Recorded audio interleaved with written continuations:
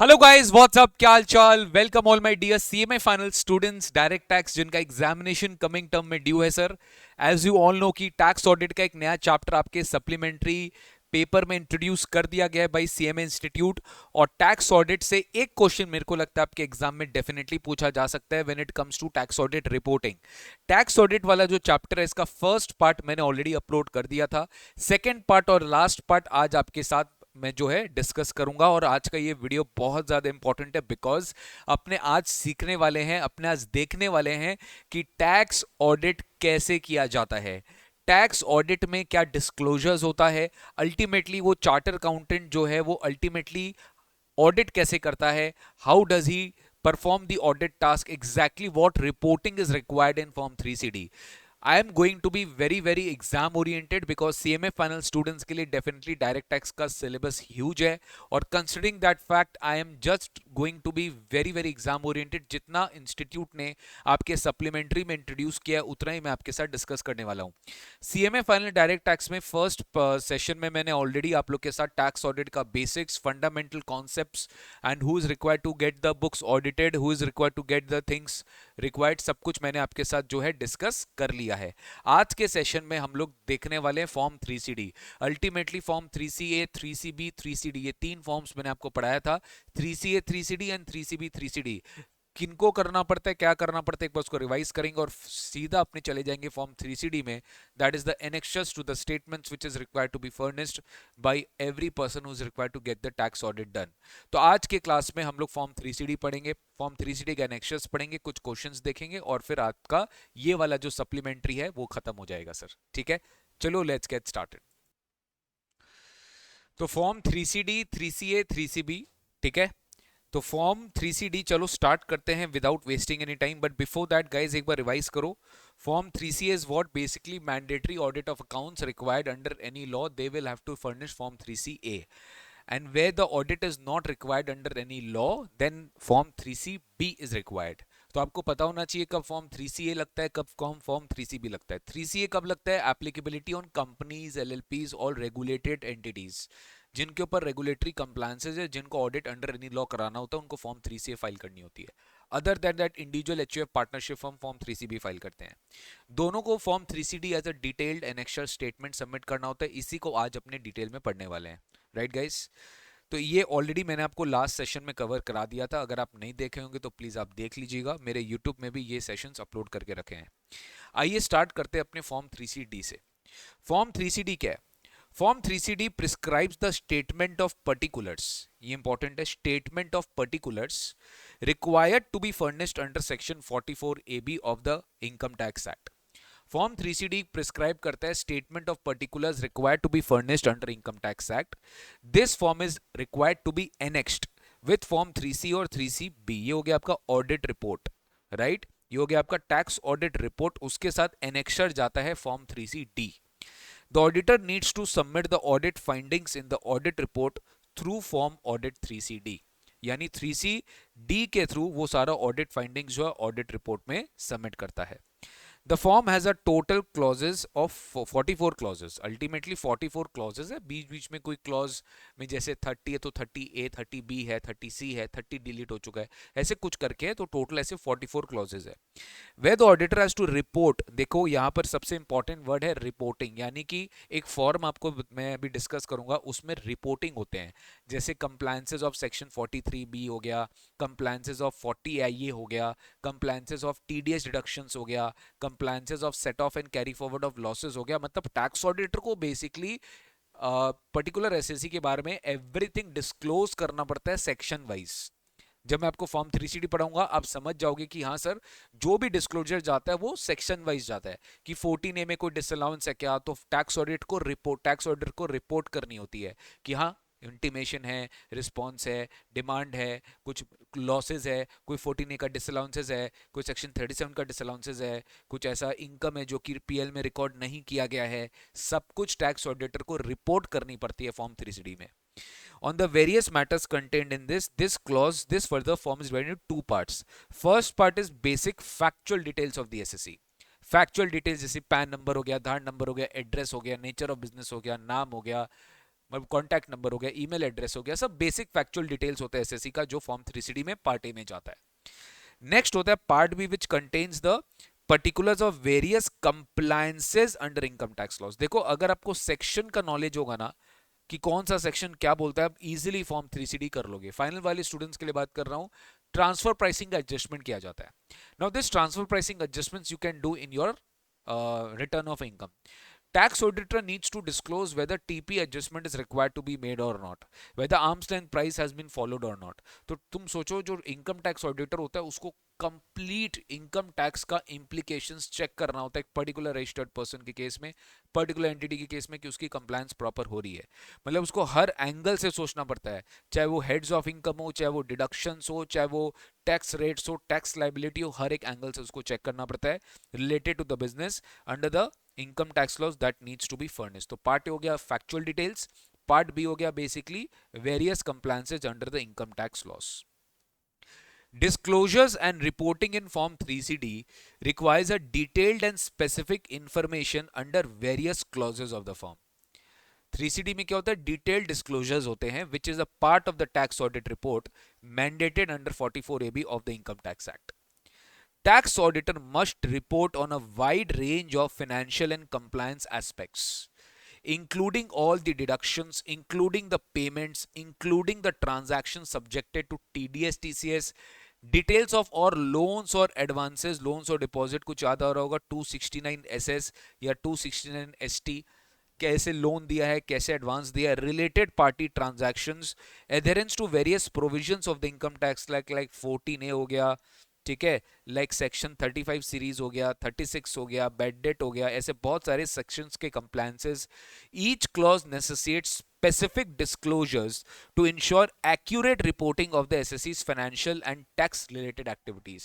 सारे disclosure आपको properly देने पड़ते हैं which ensures the financial and tax related activities, and these disclosures are crucial for compliance, determining the correct tax liability, ensuring the transparency, avoiding the penalties and meeting the statutory requirements during the tax audit process। ऐसा क्यों होता है sir?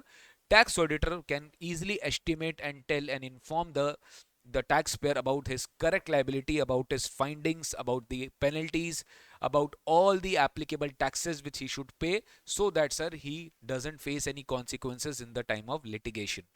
तो ये एक basic चीज है बेटा फॉर्म 3CD का, इतना ज्यादा डिटेल में जाने की दरकार नहीं है।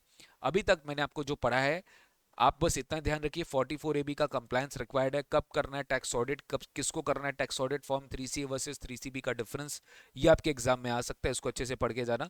फॉर्म 3CA वर्सेस 3CB का difference, 3CD is common which is a statement of annexure which is annex to the audit report contained in form 3CA and 3CB। 3CD का जो एनेक्चर है वो आपको डिटेल में जो है आज के क्लास में मैं पढ़ाने वाला हूँ। इससे आपका टैक्स ऑडिट का जो कंप्लीटनेस है वो खत्म हो जाएगा और इसके बाद आपका ये जो सप्लीमेंट्री पेपर है दैट इज डन सर। ठीक है, तो चलिए अब अपने स्टार्ट करते हैं अपना फॉर्म 3CD। ठीक है, तो मैंने क्लॉज वाइज, देखो क्लॉज वाइज मैंने आपके लिए बहुत अच्छे से रिपोर्टिंग का एक टेबल बनाया है, ये बहुत आपका काम आने वाला है। बस आपको इतना ध्यान रखना है कि क्या क्या रिपोर्टिंग होती है। हाँ, कुछ क्लॉज मैं आपको इंपॉर्टेंट मार्क करवा दूंगा जहाँ से क्वेश्चंस आने की चांसेस है, जैसे TDS ऑब्लिगेशंस हुआ, लोन ऑब्लिगेशंस हुआ, रिलेटेड पार्टी ट्रांजैक्शन हुआ, वो मैं आपको यहाँ पे मार्क करा दूंगा। उसका बस आप क्लॉज नंबर याद करके जाएगा, बाकी आपको कोई क्लॉज नंबर एज सच याद नहीं रखना है सर। ठीक है, तो ये आपके फॉर्म 3CD के क्लॉजेज होते हैं, बेसिकली यही है फॉर्म 3CD का रिपोर्टिंग फॉर्मेट। ठीक है, यही है फॉर्म 3CD का रिपोर्टिंग फॉर्मेट। मैं आपको ना फॉर्म 3CD का जो एक्चुअल फॉर्म है, जो गवर्नमेंट का PDF फॉर्म है, ये देखिए, यही है गवर्नमेंट का form 3CD। Statement of particulars required to be furnished under section 44AB of the income tax act. आप देख सकते हो पार्ट ए में डिस्क्लोजर्स है, ठीक है, फिर पार्ट बी में डिस्क्लोजर्स, ये सारे आपके आप देख सकते हो 14, 15, 16, ये सब क्या है आपके क्लॉज नंबर्स है।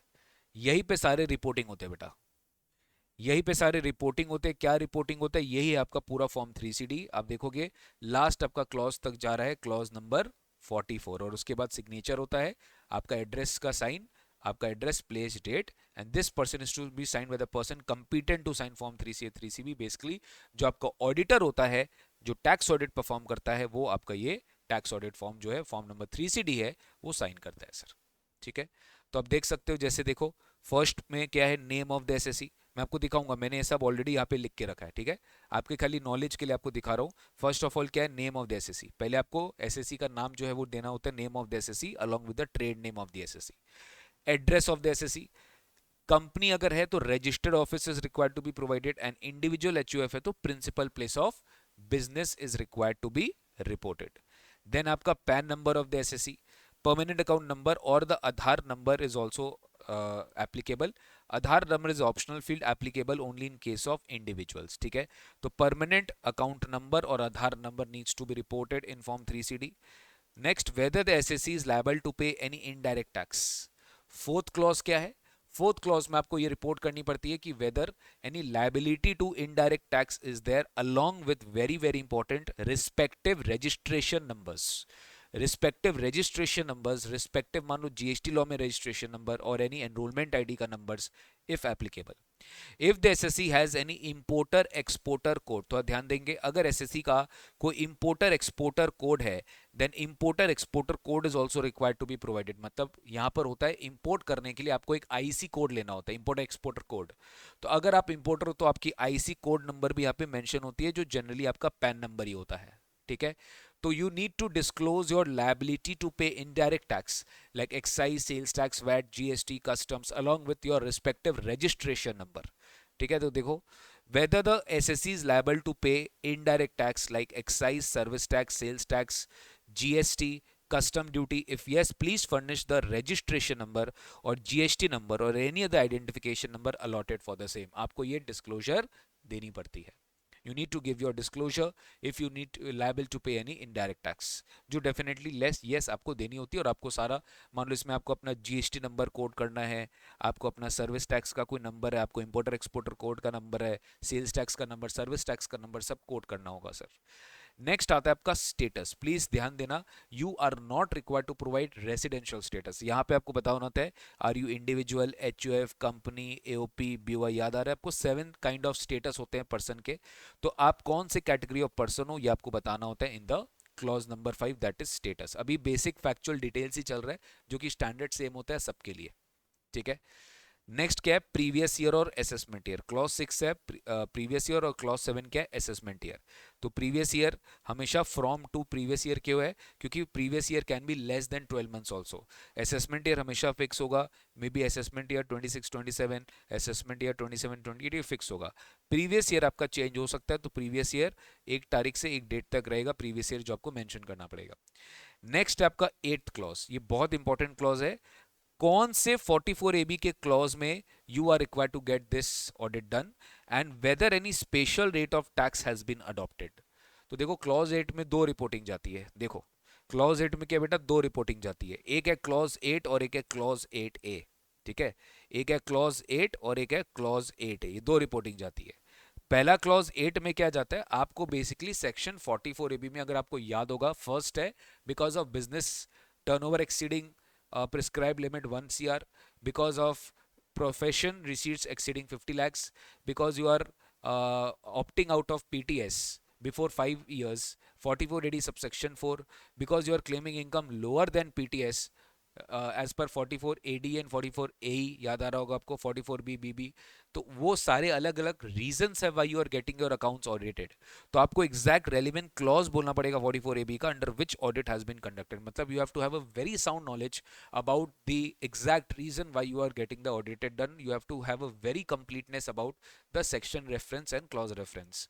तो आपको वो, जैसे मान लो 44AB का, ठीक है, 44AB का क्लॉज 5 हुआ या क्लॉज बी हुआ या 1 हुआ या 2 हुआ, व्हाटएवर, एग्जैक्ट क्लॉज जो है वो आपको यहाँ पर रेफर करना पड़ेगा क्लॉज नंबर 8 में।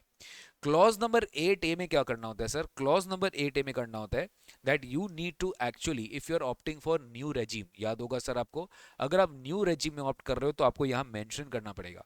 कंपनीज के केस में न्यू रेजिम क्या है, 115BA BAA, राइट, और बी डबल ए और BAB। Individual HUF AOP BOI में क्या है, BAC है। कोऑपरेटिव सोसाइटीज में क्या है, BAD और BAE है। तो whether you are opting for special rate of tax, this needs to be reported in clause 8A, ठीक है।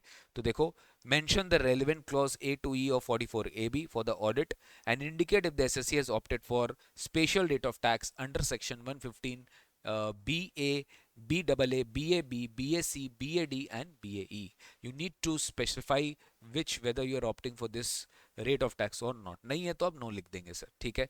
तो ये फर्स्ट 8 क्लॉजेज हुआ, ये फर्स्ट 8 क्लॉजेज हुआ, ये फर्स्ट 8 क्लॉजेज हुआ जहां पे आपको जो है रिपोर्टिंग करनी पड़ती है, जहां पे आपको रिपोर्टिंग करनी पड़ती है। नेक्स्ट है, हाँ, क्लॉज नंबर 9 में आते हैं, क्लॉज नंबर 9 में आते हैं part number B, clause number 9 में आते हैं पार्ट नंबर बी। तो ये हो गया बेटा फर्स्ट 8 क्लॉजेस। ये आपका फैक्चुअल डिटेल्स होता है जो फॉर्म 3CD में जाता है। मैं आपको साइड बाय साइड गवर्नमेंट का जो मेन फॉर्म है वो भी आपको खोल के दिखा रहा हूँ, एग्जैक्टली सेम चल रहा है और बहुत इजीली आपको समझ में आ रहा है कि ये डिस्क्लोजर्स है जो फॉर्म 3CD में जाता है। तो name of the SSC, address, pan, liability to pay indirect tax, status of the person, previous year, assessment year, relevant section under which audit is happening, and whether the SSE is opted for special rate of tax। ठीक है, ये पहला 8 clauses जाता है, 8 और 8A। इसके बाद अपने आ रहे हैं पार्ट बी में, राइट। अब अपने आ रहे हैं पार्ट बी में। Now we will go about the specific income tax compliances, specific income tax procedures which requires to be checked, which requires to be reported in your tax audit form 3CD। Part B में आता है सबसे पहला clause 9। 9 में सबसे पहले हम बात करते हैं डिटेल्स ऑफ पार्टनर्स के बारे में। What are the partners details, members details and their profit sharing ratio. Obviously partnership आपको कहां मिलता है, पार्टनरशिप फर्म में मिलता है। एओपी में कौन मिलता है, मेंबर्स मिलते हैं। बॉडी ऑफ इंडिविजुअल्स में कौन मिलता है, मेंबर्स मिलते हैं, और उनका एक प्रॉफिट शेयरिंग रेशियो होता है। तो you need to mention the names of all the partners, you need to mention the name of all the members along with their profit sharing ratio. आपको पार्टनर्स का, आपको सारे के सारे मेंबर्स का along with their profit sharing ratio including the ratio at which the losses will also be shared, you have to indicate that in this report। if there is any change in the partnership firm, partnership or any profit sharing ratio, अगर कोई change होता है, admission हो रहा है, retirement हो रहा है, डेथ हो रहा है, आप अकाउंट्स में पड़े हो, उसको भी फॉर्म 3CD में रिपोर्ट करनी होती है since the end of the previous financial year. जैसे मान लो 31 मार्च 25 में जो आपका लास्ट ईयर था, और अभी 31 मार्च 26 में आपका प्रॉफिट शेयरिंग रेशियो चेंज हो गया है, पार्टनरशिप फर्म में पार्टनर्स चेंज हो गया, you need to report that, provide the details of those changes. आपको चेंजेस का सारा डिटेल्स देना होता है। देखो, इफ द फर्म और AOP is there, indicate the name of the partner member and the profit sharing ratio। अगर नहीं है तो नॉट एप्लीकेबल लिख देंगे। अगर पार्टनरशिप फर्म की 3CD नहीं है या कोई इंडिविजुअल का 3CD, तो ये सारे क्लॉजेस नॉट एप्लीकेबल हो जाएंगे। बट अगर पार्टनरशिप फर्म का है, एओपी का, तो ये सारे क्लॉजेस आपको जो है मेंशन करने पड़ेंगे। If there is any change in the partner member और in the profit sharing ratio since the last day of the preceding year, the particulars of such change. आपको इस चेंज का पर्टिकुलर्स भी देना पड़ेगा सर, ठीक है। You need to give the details of the change.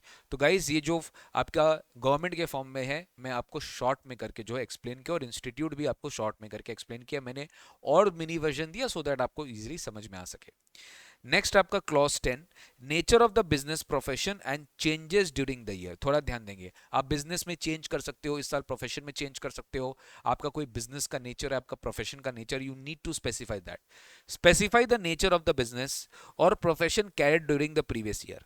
However, if multiple businesses or professions are conducted, you need to mention them separately। आप बहुत सारा बिजनेस में हो, आईटीसी बहुत सारे बिजनेसेस में, एचयूएल बहुत सारे बिजनेसेस में, सबका बिजनेस का नेचर अलग अलग स्पेसिफाई करना होगा।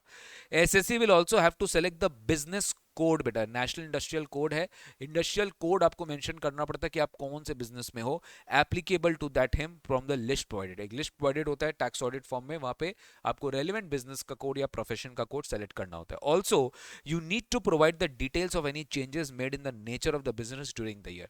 मान लीजिए कोई बिजनेस आपने बंद कर दिया, कोई बिजनेस आपने चालू कर दिया, तो ये जो है आप बेसिकली इसका भी डिटेल्स आपको यहाँ डिस्क्लोज करना पड़ेगा। बट अगर आपने बिजनेस को कुछ दिन के लिए सस्पेंड किया है, टेम्पररी सस्पेंड किया है, वापस से रिज्यूम करेंगे at a later point of time, that need not be mentioned, right. only you will mention if you have permanently closed it or if you have started it। तो इसकी details जो है nature of the business profession का, ये आपको यहाँ पर देना पड़ता है सर, ठीक है। ये सारी डिटेल्स आपको देने पड़ते हैं क्लॉज नंबर 10 में। नेक्स्ट आता है आपका clause number 11। Clause number 11 comes to books of accounts and records details. Whatever आपकी अकाउंट्स मेंटेन होती है, बुक्स मेंटेन होती है, कहाँ पे मेंटेन होती है, सब कुछ डिटेल में आपको क्लॉज नंबर 11 में मेंशन करना होता है। whether books of accounts are prescribed under 44AA. First of all तो ये पूछा जाता है whether 44AA आपके ऊपर एप्लीकेबल है क्या. You need to list the prescribed items and maintain the books their locations. यानी आपको prescribed और maintained books का लिस्ट बताना पड़ता है कि आपने क्या बुक्स मेंटेन किया, कहाँ मेंटेन किया है, including all the computer generated records. यानी कोई अगर आपने रिकॉर्ड्स टैली में कोई डेटा मेंटेन करके रखा है या कोई अदर अकाउंटिंग सॉफ्टवेयर में डेटा मेंटेन करके रखा है, तो you need to mention that if applicable and mention the books and documents examined with the address. Ultimately address के साथ आपको वो मेंशन करनी पड़ती है. In case where the books are maintain generated through computer system, the details and of address of the place where the server is located. Ultimately अगर आप computer system के थ्रू डॉक्यूमेंट्स मेंटेन करके रखे हो तो आपका जहां पे सर्वर लोकेटेड है उसका एड्रेस और the principal place of business is required to be mentioned. And where the books are maintained in the cloud. आजकल क्लाउड में भी सबका एड्रेस आई मीन डेटा रहता है, आपका बुक्स रहता है, मेंटेन कर सकते हैं, तो वहां पर आपको अपना IP address required to be given. तो ये आपके एग्जाम में शॉर्ट क्वेश्चंस आ सकता है सर. तो देखिए, whether books of accounts are prescribed under 44AA. If yes, आप बुक्स का नाम बताइए क्या क्या मेंटेन कर रहे हैं आप. List the books maintained and the address where it is maintained. आपको एड्रेस का बुक्स का जो है मेंटेन करना पड़ता है. List the books of accounts and nature of the relevant documents examined. और आपको जितने भी books and nature of the relevant documents जो एग्जामिन आपने किया है, आपको उसका भी डिटेल्स यहाँ पर मेंशन करनी पड़ती है. Right? In case books are maintained in a computer system, mention the books generated by such computer system, and if books are not kept at one location, please furnish the address of the location along with the details of the books maintained at each location. ठीक है. Next हो जाता है sir आपका very very important clause number 12 है presumptive taxation scheme. If you are opting to pay tax under presumptive taxation scheme, you need to report in clause number 12. ठीक है. यहाँ पर बेसिकली ये बोलता है, बेटा आप एक चीज समझना. अब कोई स्टूडेंट बोलेगा सर अगर हम पीटीएस में जाते हैं तो टैक्स ऑडिट कराना ही नहीं है. मैं मानता हूँ नहीं कराना है, लेकिन अगर आपका आपका अगर कोई भी प्रॉफिट एंड लॉस अकाउंट में, अगर आपके प्रॉफिट एंड लॉस अकाउंट में आप का कोई एक पर्टिकुलर विंग है बिजनेस का जिसमें आप प्रिजम्पटिव टैक्सेशन स्कीम ऑप्ट करके रखे हो, तो दूसरे में भी मेंशन करना पड़ेगा.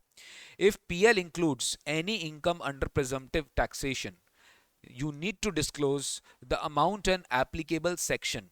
Right, you need to indicate that which section, under which section PTS had been opted. In case of multiple businesses, only the amount of profit that relates to the business subject to PTS will be reported section wise. जैसे मान लो मैं transportation में भी हूँ, मैं profession में भी हूँ, मैं बिजनेस में भी हूँ.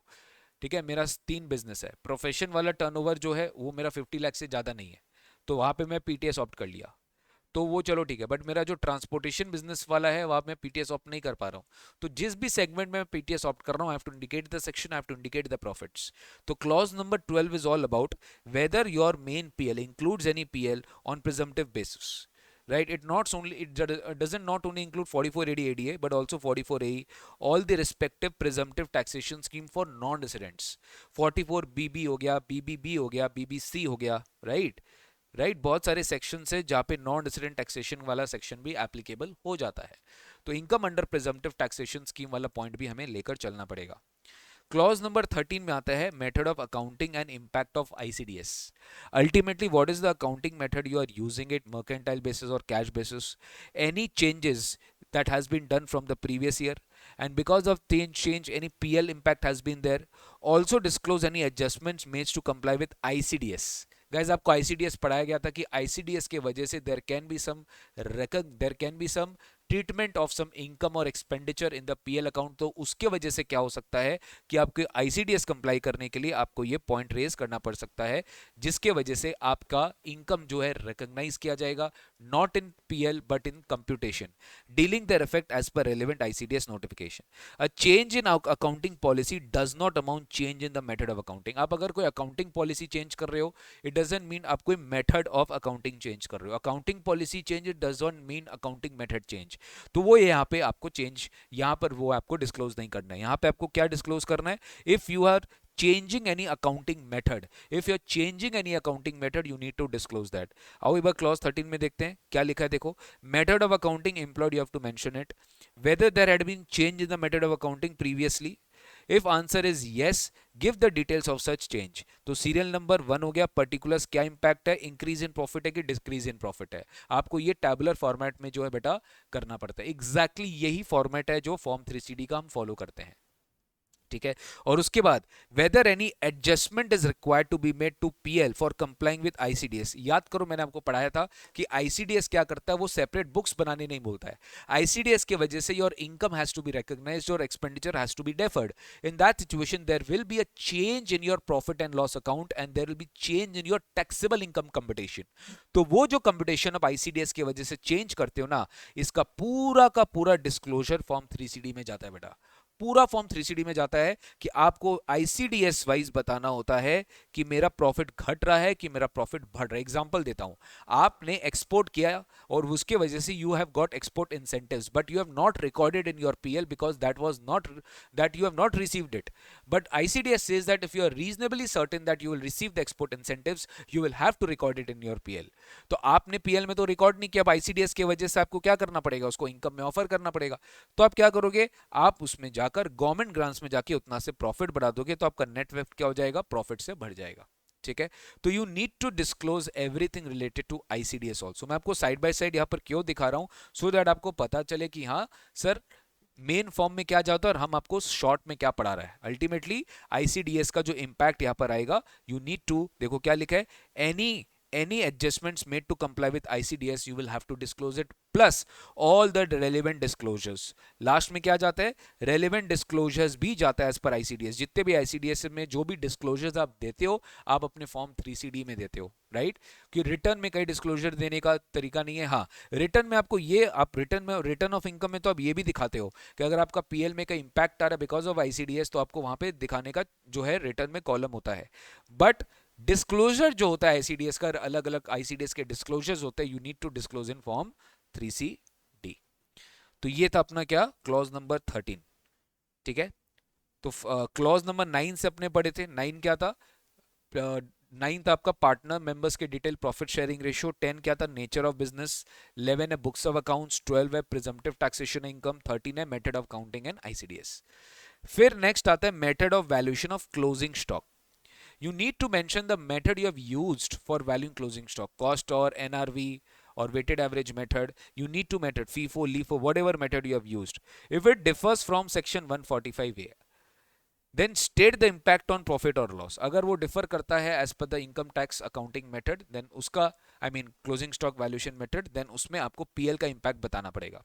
Closing stock normally cost to NRV whichever is lower होता है, where costs are ascertained on the basis of specific identification method, FIFO method और weighted average cost method। तो यहाँ पर पॉइंट क्या आ रहा है sir, method of valuing closing stock आपको बताना है, और अगर ये डिविएट हो रहा है 145A से देन इफेक्ट ऑन पीएल। तो यहाँ पे आपको सेम है, increase in profit decrease in profit आपको बताना पड़ेगा कि आपका क्लोजिंग स्टॉक वैल्यूएशन कैसे हो रहा है। Clause number 14। 45 टू याद करिए, मैंने आपको पढ़ाया था, conversion of capital asset into stock in trade. If you are converting your capital asset into stock in trade, it will be treated as transfer on the date of conversion। इसके सारे details आपको form 3CD में देने पड़ेंगे। You need to provide the details of capital asset converted। You need to give the description of the asset। You need to give the acquisition date of the capital asset। You need to give the cost of the acquisition, conversion date, conversion value, everything। Obviously आपने जो capital asset खरीदा था उसकी original cost of acquisition is required to be reported along with the amount recorded in the books of accounts. मतलब यहां पे आपको fair market value के बारे में बताना नहीं होता है on the date of the conversion. Please be very careful. You need to mention the original cost of acquisition of the capital asset, you not have to mention the fair market value. तो क्या details जाता है, अब देखो, give the following particulars of the capital asset converted into stock in trade. Description of capital asset हो गया, date of acquisition हो गया, कॉस्ट ऑफ एक्विजिशन हो गया, amount at which the asset is converted into stock in trade. मतलब किस value में आपने स्टॉक में कन्वर्ट किया है। Basically you need to report the amount recorded in the books of accounts, that has to be given in the form 3CD disclosure. Next आता है clause number 16। ये बेसिकली बोलता है पीएल में जो items you have not credited, very important, if you have credited it and you have taxable, considered taxable as business income, you need not disclose this। but if it is not credited to PL you will have to disclose। क्या है sir, amount not credited to PL। अगर आपने PL में credit नहीं किया, कौन कौन से आइटम्स, अगर आपने PL में क्रेडिट नहीं किया जो टैक्सेबल इनकम है अंडर सेक्शन 28 PGBP का चार्जिंग सेक्शन है, ये क्या है, PGBP का चार्जिंग सेक्शन है। अगर आपने इसको टैक्सेबल नहीं किया, मतलब आपने पीएल में क्रेडिट नहीं किया, not credited to PL is required to be reported year. तो सारे items falling under section 28 which is not credited to PL is required to be reported year. Items taxable under section 28, जैसे कि इसमें कौन कौन से आइटम्स टैक्सेबल जो होंगे 28 में? ड्यूटी टैक्स रिफंड्स जो कि admitted as due by the concerned authorities, it should be taxable under PGBP, but आपने इसको क्रेडिट नहीं किया। एक्सेप्टेड एस्केलेशन क्लेम्स, आपने गवर्नमेंट से डिमांड किया एक्स, गवर्नमेंट आपको दिया x-5, आपने एस्केलेशन क्लेम्स और ज्यादा क्लेम किया, तो वो जो एडमिट हो गया है आपका एस्केलेटेड क्लेम्स, वो भी आपका इनकम होना चाहिए, बिजनेस इनकम, बट आपने पीएल में क्रेडिट नहीं किया। और अदर इनकम्स और any capital receipts which is prescribed to be included in your taxable business income but you have not credited to PL, वो सारे आइटम्स क्लॉज नंबर 16 में जाएंगे। तो clause number 16 is a kind of deterrent check which the tax auditor has to check कि भाई PL में ऐसा कोई आइटम छूट गया क्या तुम्हारा क्रेडिट करना, जो तुम्हारा अल्टीमेटली टैक्सेबल होना चाहिए बिजनेस इनकम में। क्या है देखो, आइटम्स फॉलिंग अंडर सेक्शन 28, ये आपका चार्जिंग सेक्शन होता है पीजीबीपी का। तो ये पीजीबीपी में अगर कोई चार्जिंग है तो बकायदा टैक्सेबल इनकम का पार्ट है, बट आपने अगर उसको पीएल में क्रेडिट नहीं किया तो वो कहीं ना कहीं टैक्स नहीं हुआ है। तो टैक्स ऑडिट रिपोर्ट में अगर कहीं कुछ फाइंडिंग्स आ गया तो सर फ्यूचर में इसको पकड़ा जा सकता है। All the kind of credits, drawbacks, refund of duties of customs, any kind of indirect tax refunds, credits, drawbacks admitted as due, escalation claims accepted, any other income or any capital receipt, these all if not credited to PL but it is a capital receipt, if any other item of income, this has to be reported in clause number 16। ये आपको clause number 16 में क्या करना पड़ेगा? Report करना पड़ेगा, ठीक है। This has to be reported in clause number 16। Next आता है very very important 50C and 43CA का डिस्क्लोजर, ट्रांसफर ऑफ लैंड और building below the stamp duty value. Transfer of land और building below the stamp duty value, stamp duty की value के नीचे अगर आप लैंड ट्रांसफर कर रहे हो, बिल्डिंग ट्रांसफर कर रहे हो, दैट इज वाई आपको ये क्लॉज रेफरेंस दिया जा रहा है। तो सर यहां पर अपने को क्या मेंशन करना होता है? बेसिकली सिंपल है, जो भी आप लैंड ट्रांसफर कर रहे हो, बिल्डिंग ट्रांसफर कर रहे हो, बट स्टैम्प ड्यूटी वैल्यू के नीचे ट्रांसफर कर रहे हो, तो यहाँ पे तुमको पता है यहाँ पर ये ट्रिगर हो जाएगा सेक्शन। तो इसके सारे डिटेल्स आपको यहाँ देने पड़ेंगे, क्या प्रॉपर्टी है, उस प्रॉपर्टी का एड्रेस क्या है, उस प्रॉपर्टी का एक्चुअल वैल्यू क्या है, उस प्रॉपर्टी का स्टैम्प ड्यूटी वैल्यू क्या है, एवरी सिंगल थिंग। उसमें 10% का क्लॉज मीट हुआ है कि नहीं हुआ है, डेट ऑफ अग्रीमेंट क्या है, डेट, एवरी सिंगल थिंग जो आप 50C में पढ़े हो आपको सारा डिटेल यहाँ देना होता है। वेदर एनी लैंड और building is transfer during the previous year for less than the stamp duty value, right? 50C, 43C, you need to give what? Details of the property. You need to give actual consideration. You need to give stamp duty value. Whether the provisions of second proviso to 43CA or fourth proviso to 56 to 10 is applicable. मतलब बोलना ये चाह रहे guys कि इसका corresponding income आप other sources में taxable करेंगे कि नहीं करेंगे, तो इसका डिटेल्स आपको यहाँ पर जो है प्रोवाइड करना पड़ता है अगर आपने लोअर वैल्यू में ट्रांसफर किया है। नेक्स्ट आता है आपका क्लॉज 18। क्लॉज 18 है पूरा का पूरा आपका इनकम टैक्स में डेप्रिसिएशन को लेके। अगर मेरा कोई डेप्रिसिएशन का क्लेम बनता है इनकम टैक्स एक्ट में, अगर मेरा डेप्रिसिएशन का कोई क्लेम बनता है इनकम टैक्स एक्ट में, वो भी मुझे फॉर्म 3CD में डिस्क्लोज करना पड़ता है एज पर IT एक्ट। तो क्या है देखिए, depreciation allowable as per income tax act, क्या क्या डिटेल देना पड़ेगा? फर्स्ट ऑफ ऑल आप एक चीज समझो, जो भी आप डेप्रिसिएशन का कैलकुलेशन करते हो, every single damn thing has to be reported. Block का WDV, ब्लॉक का डेप्रिसिएशन, एवरी सिंगल थिंग आपको मेंशन करना पड़ेगा। Depreciation details for each block including depreciation rate, cost, WDV, all the adjustments you have made under different sections, all the addition deductions with the dates, depreciation allowed and closing WDV.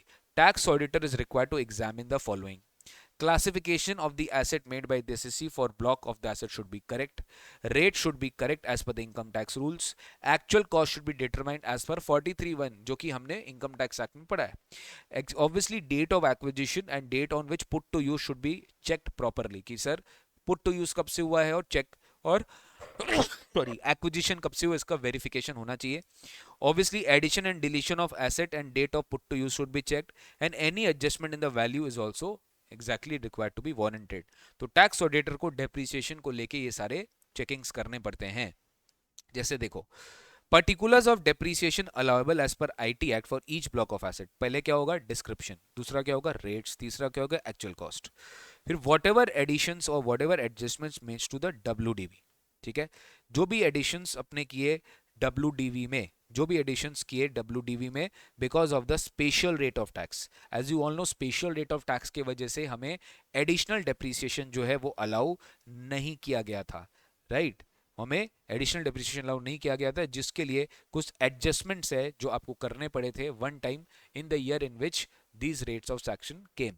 तो उस समय का ये disclosure है, ठीक है। उसके बाद if there is any adjustment made to WDV of intangible asset, ठीक है, इनटेंजिबल एसेट में अगर कोई एडजस्टमेंट्स रिक्वायर्ड होता है तो वो भी डिस्क्लोजर जाता है। Adjusted WDV, all the additions deductions, कोई आपको सब्सिडी मिल रहा है, ग्रांट मिल रहा है जो कॉस्ट ऑफ एसेट से कम हो रहा है। याद करो 43A में आपने कोई फॉरेन करेंसी में एसेट का पेमेंट किया जिसके वजह से आपकी लायबिलिटी और एसेट घट रही है, बढ़ रही है, तो उसका भी आपको ब्लॉक में क्या करना पड़ता है, एडजस्ट करना पड़ता है। डेप्रिसिएशन अलाउएबल हो गया, WDV हो गया as at the end of the year, ये सारे के सारे डिटेल्स जो है वो आपको क्लॉज नंबर 18 के हिसाब से रिक्वायर करना पड़ता है टू बी रिपोर्टेड। तो depreciation allowable as per the Income Tax Act 1961 needs to reported clause wise. Next होता है आपका section clause number 19, special deduction under section 35। कुछ आप खुद से भी कर सकते हो, मैं इसका PDF दोनों आपको आपके ड्राइव लिंक में दे दूंगा। जो मेरे यूट्यूब के स्टूडेंट्स हैं उनको कमेंट बॉक्स में हमारा टेलीग्राम का लिंक मिलेगा, वहां पे जाके आप टेलीग्राम से नोट्स डाउनलोड कर सकते हो, ठीक है सर। नेक्स्ट अपना क्लॉज नंबर 19, देख लो लाइन से स्पेशल सीरीज है क्या, ये स्पेशल सीरीज है, हाँ स्पेशल डिडक्शंस है। अगर आपको स्पेशल डिडक्शंस मिल रहा है तो क्लॉज 19 में टैक्स ऑडिटर को ये सारे रिपोर्ट करने पड़ेंगे कि भैया तुम्हारा कोई स्पेशल डिडक्शन का है तो तुम यहाँ रिपोर्ट कर दो। Report amounts all debited to PL and those admissible under all the special section. जो भी 35 सीरीज है, जो भी 33 35 सीरीज है, 35 हो गया, 35 AD हो गया, D हो गया, DD हो गया, CC हो गया, CCC हो गया, everything of the Income Tax Act you need to provide all the details along with the compliance.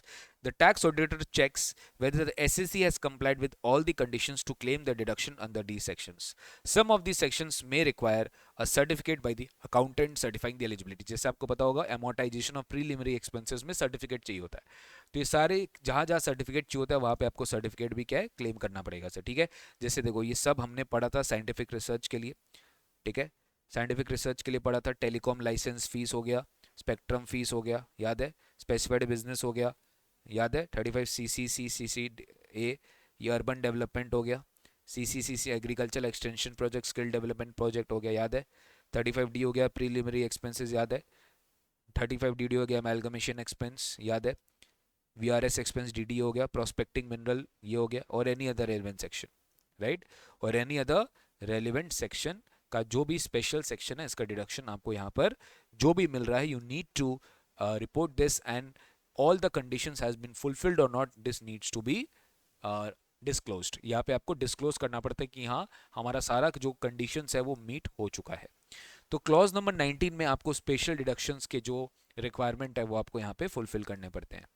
Next आ जाता है मेरा क्लॉज नंबर 20। थोड़ा ध्यान देंगे, क्लॉज 20 स्पेसिफिकली दो चीजों का बात करेगा। क्लॉज 20 सबसे पहले बात करेगा bonus and commission to the employees which is 36(1)(3).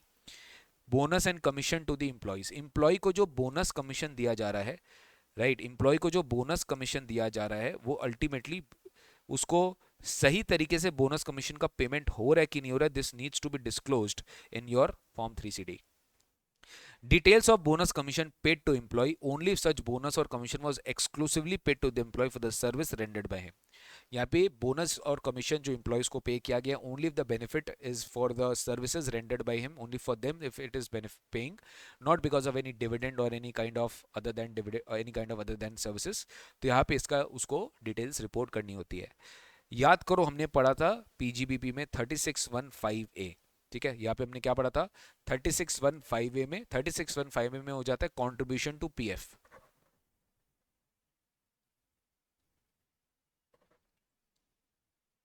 36(1)(5)(a) में, 36(1)(5)(a) में हमें employ contribution to provident fund, I repeat 36(1)(5)(a) में हमें employ contribution to provident fund जो है उसका डिडक्शन मिलता है only if it is contributed before the due date as per the relevant PF act.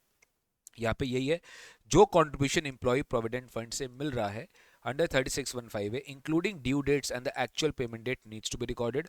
और क्या रिकॉर्ड करना पड़ेगा कि कौन से फंड में वो पैसा आया है, कितना आया है, किस डेट पे पेमेंट हुआ है, ड्यू डेट क्या है, और actual date of payment to the concern authorities. मतलब अल्टीमेटली किस ड्यू डेट पे पेमेंट हुआ है, एक्चुअल कब पेमेंट हुआ है, क्या अमाउंट पे हुआ है, कितना सम आया है, मतलब सारा डिस्क्लोजर आपको फॉर्म 3 में ऐसे देना पड़ेगा कि कहीं ना कहीं टैक्स ऑडिटर को बहुत डिटेल चेकिंग करनी पड़ती है कि भाई कितना पेमेंट आया है, कितना तुम दिया है, every single thing has to be submitted there. ठीक है, तो देखो क्लॉज 20 में क्या होता है। First of all, any sum paid to employ as bonus commission, right, where such sum was otherwise payable to him as profits or dividend, other than profits or dividend. Contribution received from employee from various funds, कौन सा fund है, कितना आया है, कब payment करना चाहिए था, कितना पेमेंट हुआ है, और किस डेट को पेमेंट हुआ है, तो इससे पता चल जाएगा कि उसने ड्यू डेट पे सारा पेमेंट्स कर दिया है कि नहीं कर दिया है। तो ये था सर मेरा क्लॉज नंबर 20। क्लॉज नंबर 21 को आप एग्जाम के लिए इंपॉर्टेंट मार्क करिएगा। यहाँ पे आपके जितने भी डिसअलाउंसेस होते हैं ना, चाहे वो 37 में हो, चाहे वो 40 में हो, चाहे वो 40 कैपिटल ए में हो, सारे डिसअलाउंसेस का कच्चा छिट्टा इसी पर्टिकुलर क्लॉज में रिपोर्ट किया जाता है। सेक्शन 37 में your CSR expenses, your penalties, your fines, your offences, जो भी डिसअलाउंसेस आपकी की जाती है, penalties, capital expenditure, every single thing needs to be reported in clause number 21। Disallowances under 37 हो गया, 40I 40IE हो गया, जितने भी 40 के सेक्शन है 40 हो गया, this needs to be reported if it is debited to PL। तो क्या क्या मोटा मोटी देखो, report all the amount which is debited to PL that are inadmissible under various provisions like capital provision expense, personal expense, capital expenditure, political donations, club related cost, penalties, prohibited expenditures. Also provide all the 40I, मतलब जो डिसअलाउंसेस 40I में हो रहा है, TDS deduct नहीं किया, तभी खर्चे पे TDS डिडक्ट नहीं किया, तो भाई तुमको डिसअलाउ कर दिया जाएगा। सारे के सारे डिस्क्लोजर यहाँ जाएंगे। 40B में याद होगा बुक प्रॉफिट पे रेमरेशन का डिडक्शन होता है, तो उससे ज़्यादा ले लिया, यहाँ मिल जाएगा। यहाँ डिसअलाउंस तुमको करना पड़ेगा, यहाँ तुमको एक्चुअल में रिलेट करना पड़ेगा, डिस्क्लोज करना पड़ेगा। सेम कैश पेमेंट्स हो गया, रिलेटेड पार्टी ट्रांजैक्शन हो गया, प्रोविजन टू ग्रेचुटी फंड हो गया, ठीक है। 14A डिसअलाउंस हो गया, specially related to TDS default payment to non resident contingent liability and all the inadmissible deductions will be reported here. एक बार आओ इसको मैं दिखाता हूँ। देखो क्लॉज 21 में सबसे पहले क्या जाता है, furnish all the amounts debited to PL in the nature of capital personal investment. जितने भी सेक्शन 37 के डिसअलाउंसेस है वो सब यहाँ पे चले जाएंगे। Capital expenditure, personal expenditure, advertisement expenditure याद है, brochure, pamphlet, political parties, entrance fees, subscriptions, clubs being cost for club services facility used, offences or prohibited under law, penalty or fine, right, compounding any offence under any law for the timing in force, right, provide any benefit or perquisite, ये अपने पढ़े थे ना, ये medical council regulations के हिसाब से अगर आपने किसी को भी डॉक्टर्स को फ्रीबीज दिया, फार्मास्यूटिकल कंपनीज, वो सब डिसअलाउ किया जाएगा। Settle proceedings related to notified law, ठीक है, ये सब डिसअलाउ, सब 37 का पार्ट है। नेक्स्ट है आपका 40A, ये बहुत इंपॉर्टेंट है। अगर आपने NR को, ये बेसिकली 40I है और ये 40IA, ये 40IA, ये सारा डिटेल्स किस में जाता है, क्लॉज 21 में जाता है। Whatever amounts inadmissible under 40A, payment to NR, details of which payment on which tax is not deducted, जिस पे टैक्स डिडक्ट नहीं किया गया है, details on which tax is not deducted, जिस पे टैक्स डिडक्ट नहीं किया गया है, तो उसमें डेट ऑफ पेमेंट बताना होगा, अमाउंट ऑफ पेमेंट बताना होगा, नेचर ऑफ पेमेंट बताना होगा, पे का नेम एंड एड्रेस बताना होगा।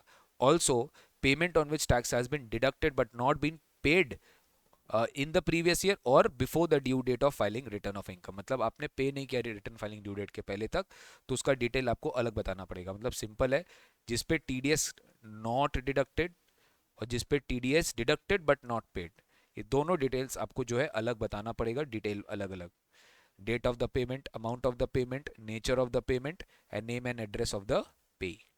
यहाँ पे TDS काटा ही नहीं, और जहाँ पे TDS काट लिया तो यहाँ पे सब कुछ एक ही चीज़ है, बस आपको यहाँ पे TDS कितना काटा वो एक्स्ट्रा चीज़ आपको डिटेल दिखाना पड़ेगा। सेम है 40IA में, right, TDS, no TDS deducted only, TDS deducted but not paid on और before the due date of filing return of income, ठीक है। सेम चीज़ है यहाँ पे, डेट ऑफ पेमेंट कब किया, अमाउंट ऑफ पेमेंट कब किया, नेचर ऑफ पेमेंट क्या है, नेम और एड्रेस ऑफ द पे क्या, अमाउंट ऑफ टैक्स डिडक्टेड, और यहाँ पे amount out of 5 which is been deposited, कितना आप यहाँ पे क्या किया, डिपॉजिट किया। तो ये सारे डिटेल्स आपको यहाँ पे रिफ्लेक्ट करने पड़ेंगे सर, ठीक है। उसके बाद खत्म नहीं होता, 40I हुआ, उसके बाद सर चलाता रहेगा, और भी 40 में कितना है, वेल टैक्स हुआ, फ्रिंज बेनिफिट टैक्सेस हुए, एनी रेट ऑफ टैक्स हुआ, salary paid outside India which TDS is not deducted, बहुत सारे डिसअलाउंसेस होते हैं। ये कोई भी डिसअलाउंसेस होगा आपको सारा यहाँ पे रिपोर्ट करने पड़ेंगे, ठीक है। नेक्स्ट हुआ मेरा debited to PL being interest salary bonus, सब कुछ पढ़ाया गया था आपको 40B में, राइट। रेम्युनरेशन जो कि आपको बेसिकली नहीं मिलता है, इंटरेस्ट याद करो 12% से अबव डिसअलाउ होगा, बुक प्रॉफिट्स के बेसिस पे आपका जो है डिसअलाउ किया जाएगा रेम्युनरेशन का पार्टनरशिप फर्म के लिए, ये सब आपको यहाँ डिस्क्लोज करने होंगे। नेक्स्ट हो गया आपका रिलेटेड पार्टी, देखो मैंने शॉर्ट में आपको यहाँ बताया है, डिटेल में ये रिपोर्ट में यहाँ दिया हुआ है। फॉर्म 3CD का एग्जाम में भी इतना नहीं आने वाला है, बट अगर आएगा भी तो आपको थोड़ा सा अपना ब्रेन यूज करना पड़ेगा, और जो डिटेल हो सकता है वो डिटेल के बारे में लिखना पड़ेगा, ठीक है। इट्स नॉट पॉसिबल ये फॉर्म 3CD लर्न किया जा सके, you have to understand this, ठीक है। अमाउंट डेबिटेड टू पीएल, अपना माइंड यूज करिए, अपना नॉलेज यूज करिए कि हाँ ये सारे पॉसिबल डिटेल्स हो सकते हैं भाई जो हम दे सकते हैं इसके रिगार्डिंग फैक्चुअल डिटेल्स।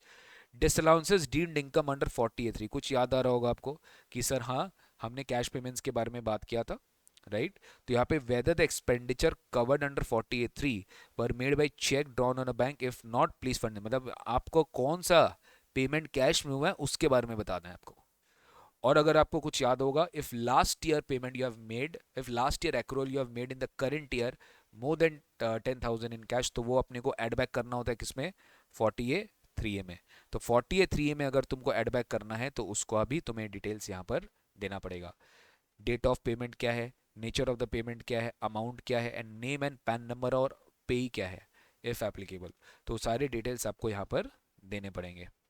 फिर होता है आपका प्रोविजन फॉर ग्रेचुटी जो 47 में अलाउ नहीं किया जाता है, एम्प्लॉयर कॉन्ट्रीब्यूशन अंडर 49 जो अलाउ नहीं किया जाता है, liability of contingent nature, liability of contingent nature, तो कंटिजेंट लाइबिलिटीज अगर आपके पीएल में डेबिटेड है तो आपको यहाँ पे रिकॉर्ड करने पड़ेंगे। फिर याद करो 14A का disallowances, any expenditure incur to earn an exempt income will not be allowed as a deduction, वो भी आपको यहाँ पर क्या करना होता है, डिस्क्लोज करना होता है। अमाउंट इनएडिजिबल अंडर सेक्शन 3613, ये हो गया आपका बेड डेट का, ठीक है। बेड डेट में अगर आप कोई भी पर्टिकुलर आपको प्रोविजन में डिसअलाउंस क्लेम करना है, वो मतलब डिसअलाउंस आपका हो रहा है तो वो भी आपको यहाँ पर जो है अलाउ नहीं किया जाता, तो उससे रिगार्डिंग भी ये डिसअलाउ होता है। तो क्लॉज 21 में आपका बेसिकली आप समझो पूरा डिसअलाउंस का कच्चा चिट्टा निकल गया है सर, ठीक है। क्लॉज 21 में कुछ पूरा कच्चा चिट्टा डिसअलाउंस का निकला है, जैसे क्लॉज 20 में क्या है, बोनस कमीशन है और employ contribution to provident fund है। क्लॉज 19 में सारा एडमिसिबल डिडक्शन जो कि स्पेशल है वो आपको मिल गया, इसमें कोई डाउट नहीं होना चाहिए, ठीक है। तो 20 हो गया, 21 हो गया, ठीक है। नेक्स्ट हो गया क्लॉज नंबर 22, नेक्स्ट हो गया क्लॉज नंबर 22। क्लॉज नंबर 22 थोड़ा ध्यान से पढ़िएगा, ये इंपॉर्टेंट है। क्लॉज नंबर 22 ध्यान से पढ़िएगा, ये थोड़ा सा इंपॉर्टेंट है, ठीक है।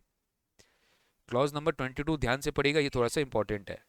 Amount of interest inadmissible under section 23 of the MSMED Act, amount of interest inadmissible under section 23 of the MSMED Act 2006।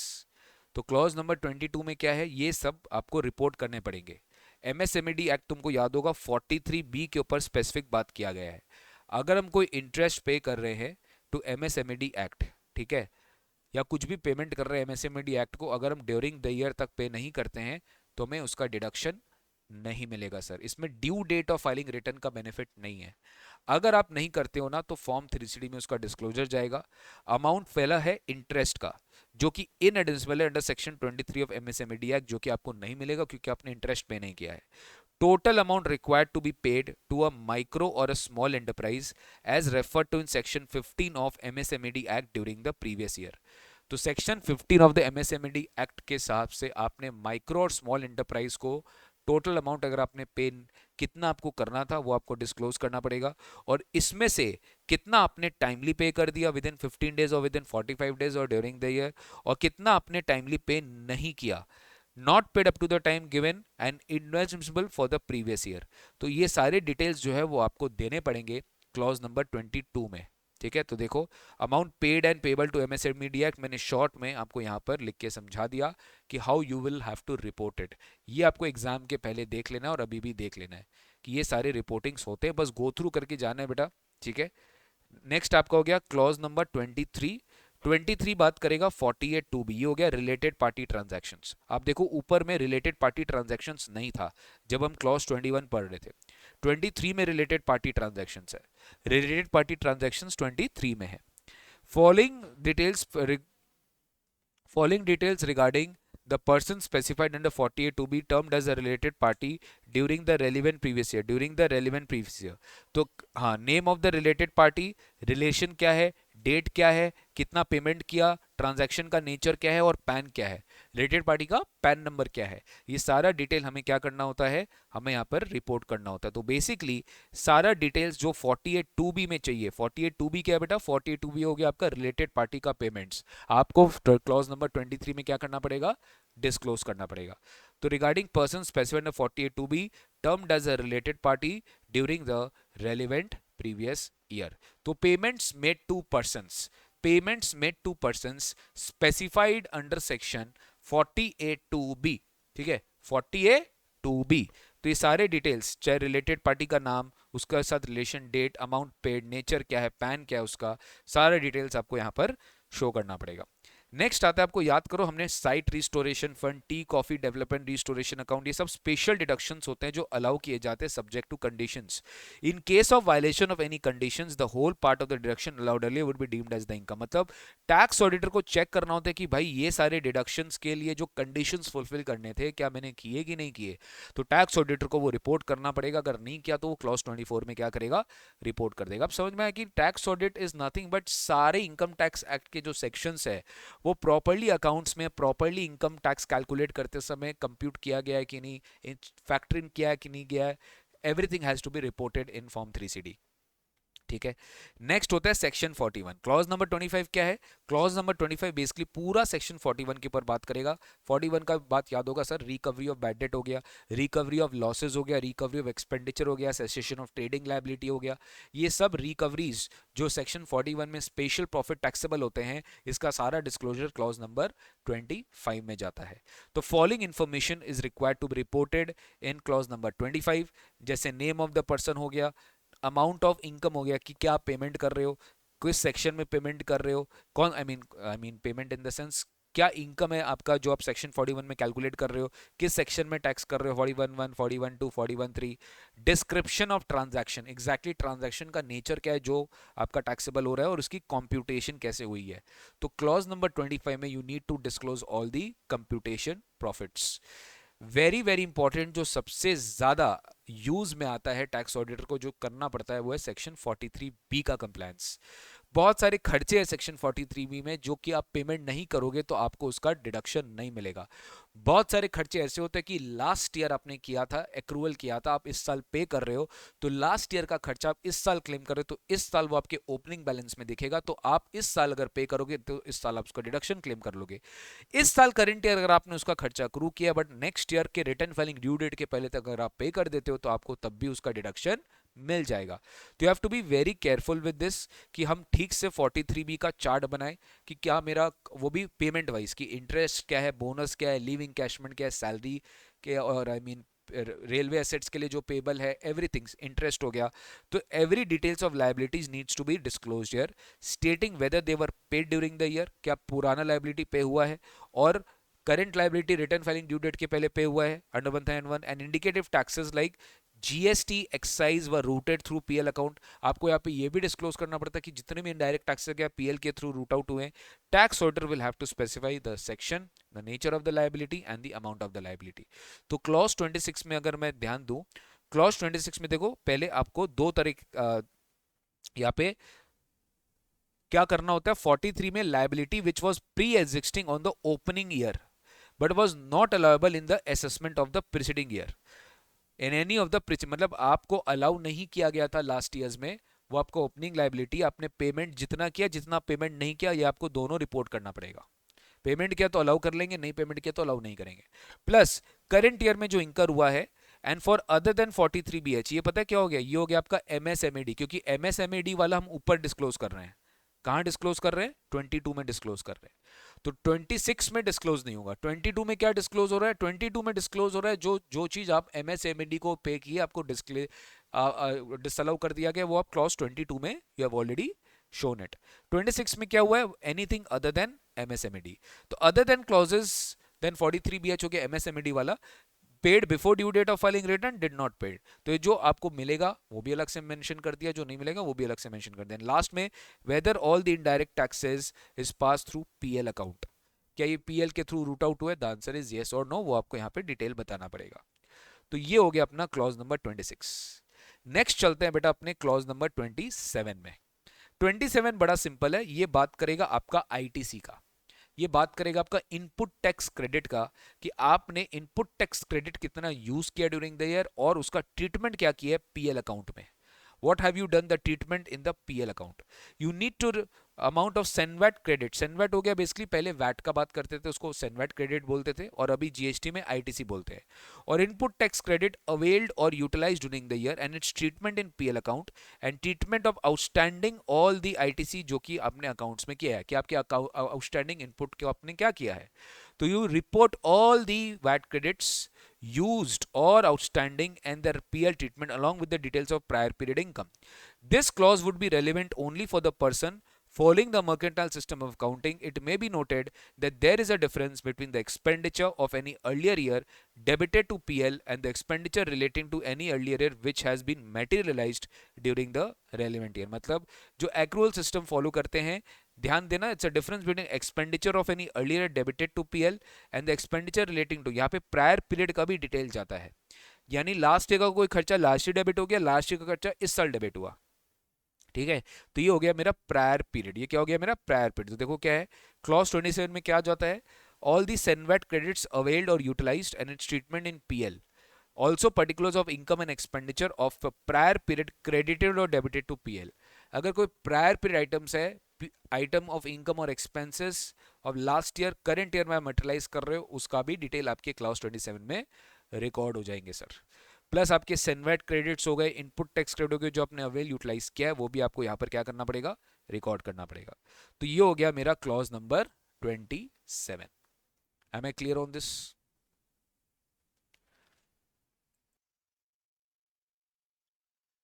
Next आते बेटा क्लॉज नंबर 29A में।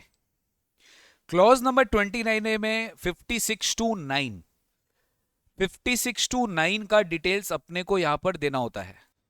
56 to 9 अगर आपको याद होगा, हमने पढ़ा था advance forfeited for transfer of capital asset. अगर कोई एडवांस फॉरफीचर हुआ है for transfer of capital asset, it is taxable under income from other sources.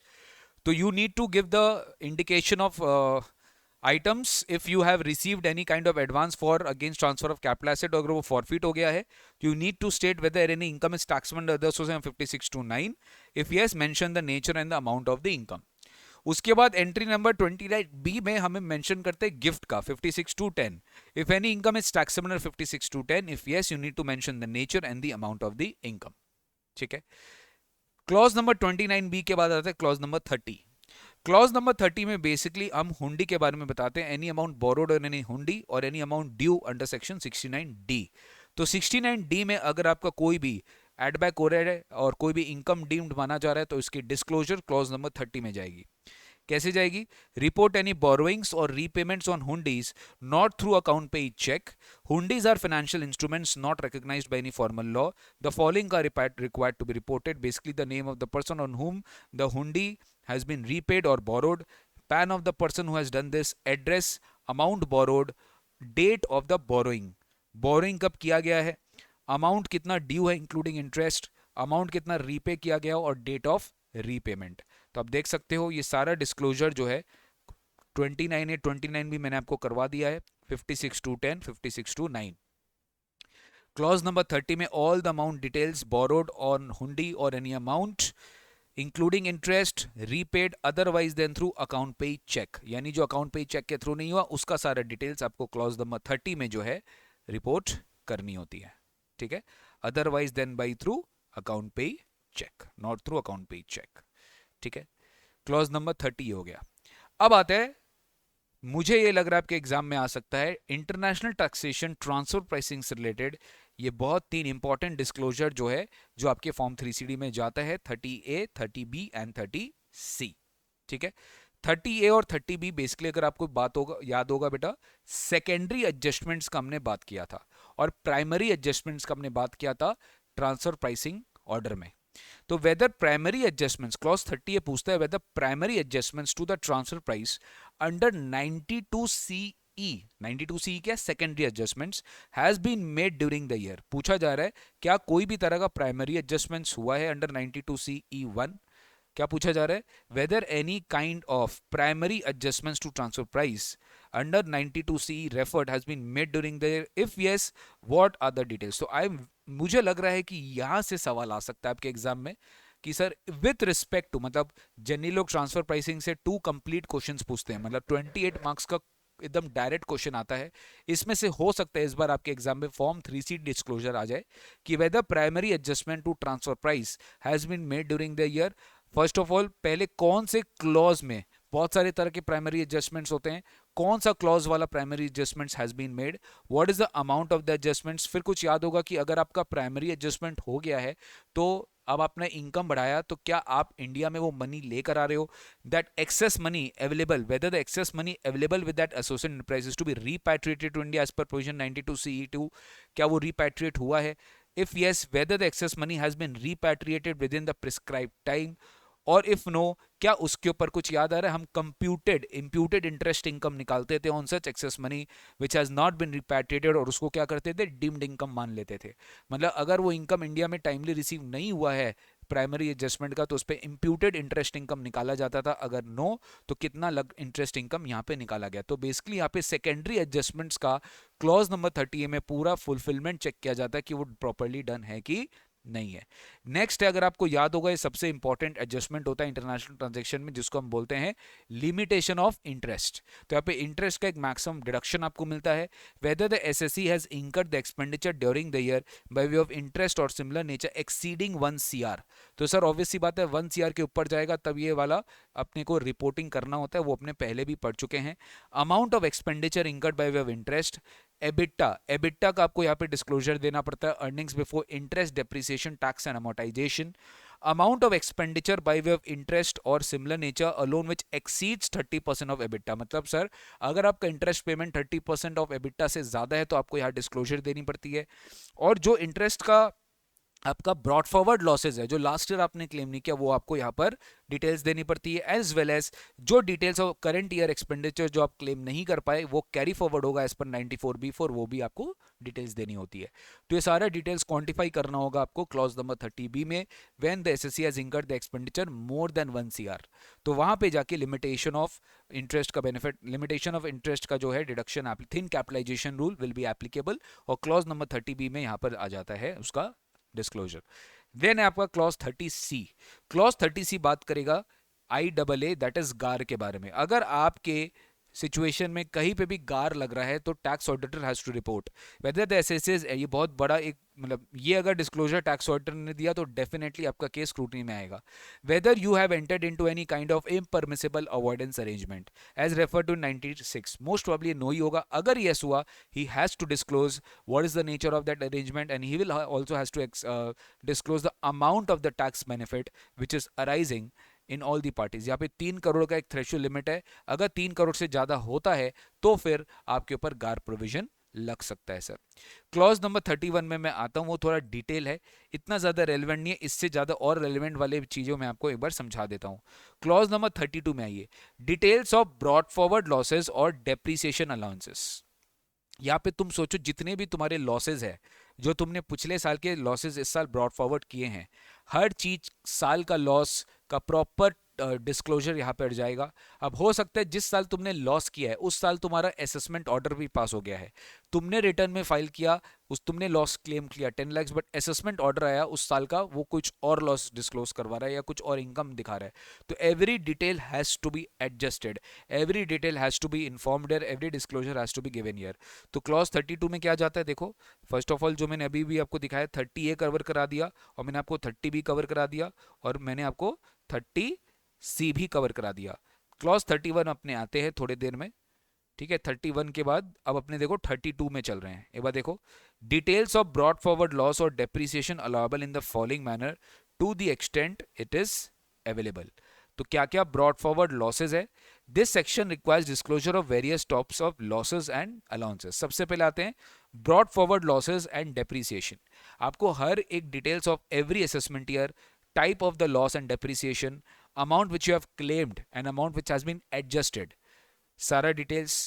obviously if you are opting special regimes, because of that you are not able to carry forward or set off of the losses, उसकी impact, and obviously हर एक साल का जो assessment order आ गया उसका reference भी आपको यहाँ पर देना होता है। तो क्या हो गया, मेरा बात सुनो ध्यान से। Assessment year, nature of loss, amount as per the return, all the losses not allowed, कौन कितना लॉसेज आपने स्पेशल टैक्स रेजिम में अलाउ नहीं किया। Amount adjusted by withdrawal of additional depreciation because of opting, अब क्योंकि आपने एडिशनल डेप्रिसिएशन ऑप्ट नहीं कर पाए क्योंकि आपने स्पेशल रेजिम ऑप्ट किया, तो वो कितना है। Amount as assessed given reference to that order, उस साल का ऑर्डर के हिसाब से कितना अमाउंट आपका एसेस हुआ। और फाइनली रिमार्क्स। तो बेसिकली गवर्नमेंट क्या करवाना चाह रहा है, पूरा डिटेल स्क्रूटनी करवाना चाह रहा है। इस साल का इतना लॉस था, फाइनली इतना ऑर्डर में एसेस हुआ। इस साल का इतना लॉस था, स्पेशल रेजिम के हिसाब से आपका लॉसेस इतना एडअप हो गया, इसमें आपको एडिशनल डेप्रिसिएशन का डिडक्शन नहीं मिला, आपका फाइनल ऑर्डर में इतना लॉस आया या इतना इनकम आया। Every detail has to be given so that future में जब स्क्रूटनी असेसमेंट किया जाएगा तो टैक्स ऑडिटर का एक फाइंडिंग्स जो है वो असेसमेंट में काम आएगा फॉर स्क्रूटनी। ठीक है। Change in shareholding, next part होता है सर, आपको याद होगा, अगर change in shareholding takes place more than 50% of the voting power is changing, then the losses will not be allowed to be carry forward. तो उसका अगर कोई इंपैक्ट आ रहा है तो that has to be reported in your particular statement. तो whether any change in shareholding that disallows the carry forward of the past losses has been done। तो ये हो गया हमारा सेक्शन नंबर 79 का जो है actual situation। Whether a change in shareholding has taken place in the year due to which the losses incurred prior to the previous year cannot be allowed to be carried forward in terms of section number 79। ठीक है। Whether the SEC has incurred any speculative loss referred to in 73, if yes, please furnish the details of the same। याद होगा speculative loss अगर है तो आप बताओ और कितना details of losses है। Similarly, specified business का loss है, you need to disclose it separately if there is any specified business का loss। याद करो हमने पढ़ा था speculative में deemed speculative business, even if I am not carrying the speculative business, if I am a company, if I am an investment company, loan company, my business is of giving loans and investments, right? To that extent, it will be deemed that I am carrying on speculative business, even a part of the transaction is that, right? So I need to first of all, confirm whether whatever business I'm doing, whether it's a deemed speculative business and I'm a deemed speculative company. If it is a deemed speculative company, you need to state that, report the losses if applicable. This ensures tracking of eligible losses, restrictions and tax impacts under the special provision। Sir एक बार खाली read करने के लिए बेटा, और देखिए आपके लिए ज़्यादा कुछ है नहीं इसमें करने के लिए। आपको डेफिनेटली जब तक आप टैक्स ऑडिट रियल लाइफ में नहीं करोगे आपको नहीं समझ में आएगा। तो I don't know why institute has inserted this in your final syllabus as a part of your this. हाँ, यहाँ पे आपका जो था एक practical case study based question बन सकता है, जहाँ पे आपको एक सिचुएशन दे देगा, जो मैं 2 क्वेश्चन आपके साथ कराऊंगा। आपको एक सिचुएशन दे देगा और आपको सिचुएशन में इंस्टीट्यूट क्या है पूछ सकता है कि देखो how will you report in form 3CD। But यार मुझे एक चीज़ समझ में नहीं आता यार, फॉर्म 3CD का जब फॉर्म मिलता है तो हमें समझ में आ जाता है, देखना पड़ता है। बट ऐसे कभी भी किसी सीए को भी शायद नहीं पता होगा कि भैया ये डिस्क्लोजर फॉर्म भरते समय, फॉर्म फाइल करते समय में पता चल जाता है कि हाँ ये डिटेल लेना है। खैर anyways, let's not go into all these things. We are students, we will only pass if CMA gives us degree. CMA institute अपने को डिग्री तभी देगा जब अपने फाइनल एग्जाम क्लियर कर लेंगे। तो जो भी उनके सिलेबस में अपने को पढ़ के जाना पड़ेगा, ये मैटर ऑफ द फैक्ट है, उसको एक्सेप्ट कर लीजिए। नेक्स्ट आपका क्लॉज आता है सेक्शन नंबर 33। सेक्शन 33 में आते हैं section wise details of all the deductions under chapter 6A या सेक्शन 10A या 10AA। बेसिकली जितने भी डिडक्शंस है, tax auditor will verify all the conditions necessary to claim the deduction. All the deductions are not available if the SSC has opted for special tax regime. Thus, while reporting this, the tax auditor should consider reporting. याद करो clause 8A में जाता है कि whether you have claimed any special regime। तो अगर वो वहाँ पे yes करके रखा है तो ये जनरली नहीं होगा सर। यहाँ पे वही डिडक्शंस आपको मिलेंगे जहाँ पे आपको डिडक्शन एक्चुअल में मिलना चाहिए। तो what are the reporting you need to make? Section number and the amount, that's it. आपको सेक्शन नंबर बताना है कौन से सेक्शन में डिडक्शन क्लेम किया है और amount admissible as the provision of the income tax act, and all the conditions whether it is fulfilled. बस यही आपको बताना होगा। मेरे हिसाब से क्लॉज 34 भी आपके एग्जाम के लिए बहुत इंपॉर्टेंट है। एक तो मैंने आपको क्लॉज नंबर 21 बताया था, डिसअलाउंसेस, और एक मैंने आपको बताया था टीडीएस टीसीएस ऑब्लिगेशंस। सिंपल है, आप जो पेमेंट करते हो 43B के साथ कंफ्यूज मत होइएगा और 40IA के साथ भी कंफ्यूज मत होइएगा। यहाँ पे एक्चुअल में तुमको बताना होता है कि तुमने किसका टैक्स अगर काटा है तो किसका तुमने 10 नंबर वाइज टैक्स डिडक्ट, तुम्हारा टीडीएस डिडक्ट तुमने कितना किया है, कितना तुमने पेमेंट किया है, कितना, मतलब तुमको बेसिकली बताना पड़ता है as a payer that I have paid this much taxes, this much expenditure पे मैंने टीडीएस काटा है, इतना मैंने टीडीएस डिपॉजिट किया है, इतना मैंने नहीं किया है। ये सब डिटेल्स आपको जो है एज अ डिडक्टर देनी पड़ती है सर। तो फर्स्ट डिटेल क्या है, TDS TCS obligations and the deduction details. If the assessees were required to deduct TDS और collect TCS, you need to give the details. क्या, फर्स्ट ऑफ ऑल आपका TAN number, दूसरा आपके section wise details, तीसरा आपका total amount paid या received, received के case में TCS, amount on which TDS was TCS was made that is required, कितना हुआ ड्यू, कितना एक्चुअली डिडक्ट हो गया, कितना लोअर रेट पे डिडक्ट हुआ और कितना आपने डिपॉजिट ही नहीं किया गवर्नमेंट को। तो ये एक डिटेल हुआ कि you need to disclose it your TAN basis पे। दूसरा हुआ filing of TDS return. TDS return में TDS returns are required to be filed. अगर आपको TDS रिटर्न फाइल करने की रिक्वायरमेंट है तो आपको रिपोर्ट अगेन क्या करना पड़ेगा, टैन नंबर, फिर कौन सा रिटर्न्स आपने फाइल किया, 24Q, 26Q, 27Q, ये सारे फॉर्म नंबर्स होते हैं, आपने वो फाइल किया। Due date versus actual filing date, आपका due date of TDS return क्या है और actual date of TDS return क्या है, वो भी आपको डिटेल देनी पड़ती है।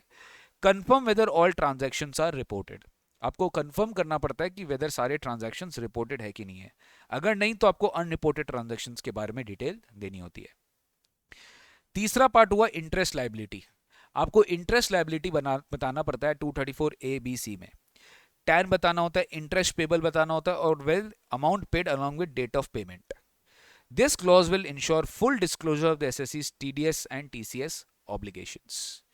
आइए एक बार देखते हैं, यही आपको मिलेगा 34 का 3 पार्ट मिलेगा आपको क्लॉज 34 में।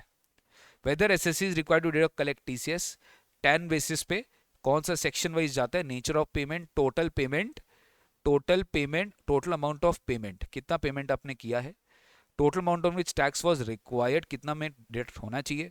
इसमें अगर डिफरेंस है, मतलब कुछ अमाउंट ऐसे जिसमें TDS नहीं काटना है, टोटल जिसमें TDS आपने काटा है ये दोनों सेम होना चाहिए, कितना टैक्स आपने डिडक्ट कर लिया है, राइट, कितना टैक्स अपनी, ये एग्जाम में आ सकता है, इसको इंपॉर्टेंट मार्क करिएगा।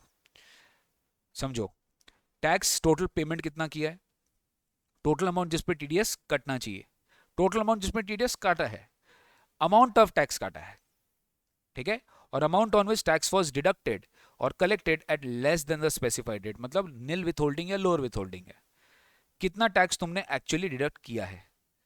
Amount of tax deducted collected out of 6, मतलब यहां से अमाउंट ऑफ ये आउट ऑफ 8, मतलब लोअर जो काटा था उसमें से कितना काटा है, ये टोटल पेमेंट है। और finally amount of tax deducted collected not deposited, ये वाला खतरनाक कॉलम है, जो तुमने डिपॉजिट ही नहीं किया वो तुम्हें लास्ट में बताना है, जो तुमने डिपॉजिट नहीं किया, मतलब वहां पे टैक्स ऑडिटर लास्ट में डिस्क्लोज कर देगा, तो ये बेसिकली नील होना चाहिए। अगर किसी का ये नील है तो बहुत बढ़िया है। क्लियर है sir? Whether SSC is required to furnish statement of TDS TCS, तो yes, TAN wise form number, due date क्या है, एक्चुअल डेट क्या है, and if not report any, अगर कोई अनरिपोर्टेड ट्रांजैक्शन है तो आपको रिपोर्ट करना पड़ेगा।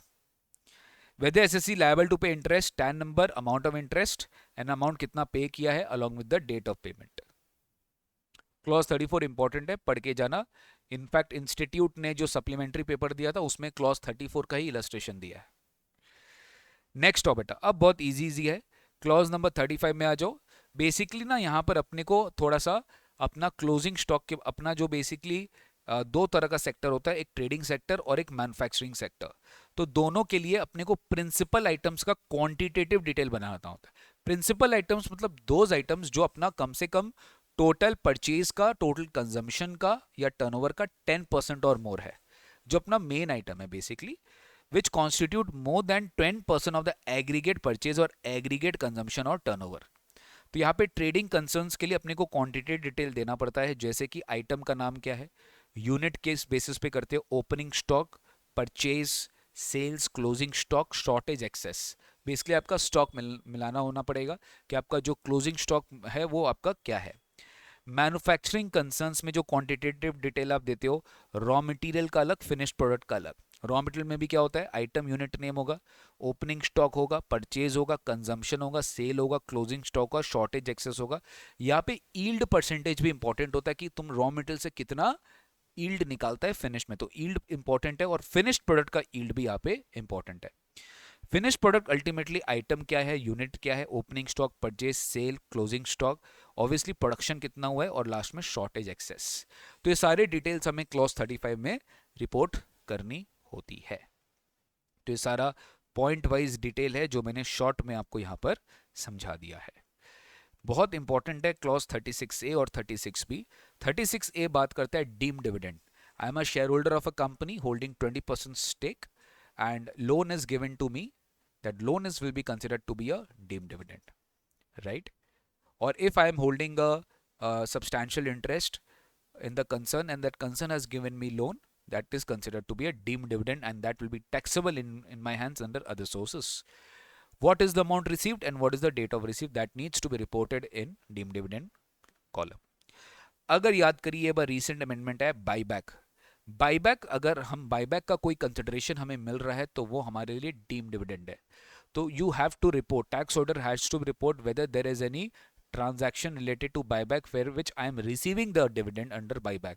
So if I am getting any buyback consideration that is considered to be a dividend under 222F, then did the SSC receive any deemed dividend under 222F? If yes, the nature has to be mentioned, and very important, cost of acquisition of such buyback shares has to be given because this cost will be ultimately treated to be a loss for that particular company.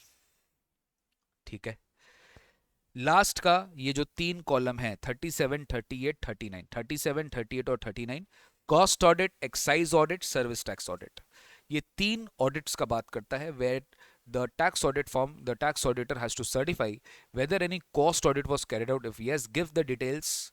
If any disqualification or disagreement on any matter item, मतलब तुमको पता है tax auditor को ये भी check करना होता है कि कॉस्ट ऑडिट में कुछ हुआ है कि नहीं हुआ है।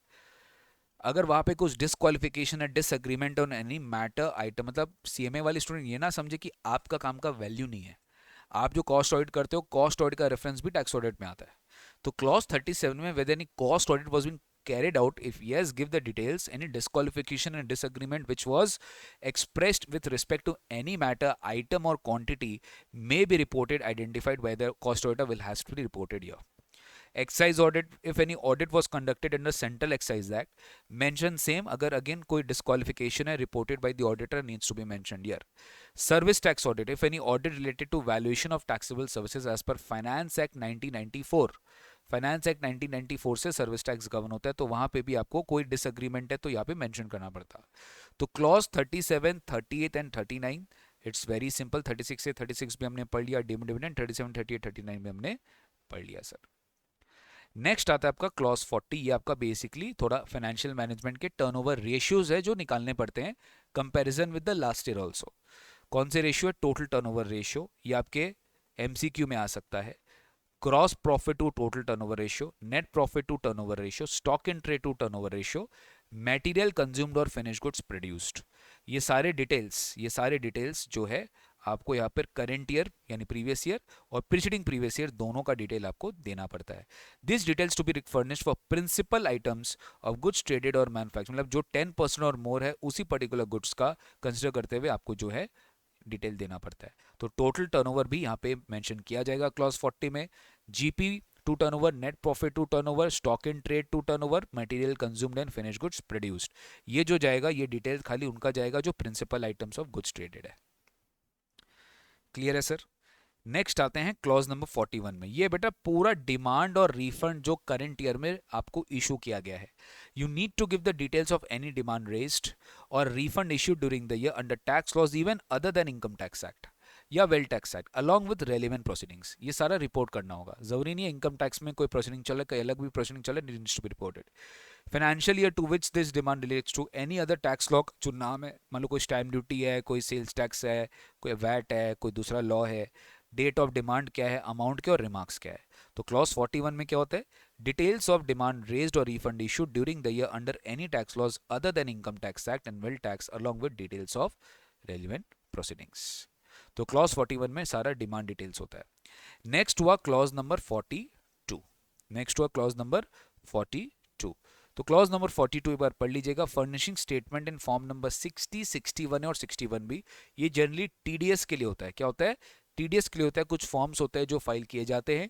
फर्स्ट ऑफ ऑल, अगर एसएससीज को ऐसे फॉर्म फाइल करने होते हैं तो you have to report if yes all the income tax department का reporting entity identification number, form type, due date, submission date, whether the form includes all the transactions if not missing transactions. तो ये सारे details जो है अपने को यहाँ पर दिखाने पड़ते हैं, not at all important. Clause 43 एक बार देख लो। क्लॉज 43 बेसिकली ये अपने पढ़े थे section 286 CBC reporting.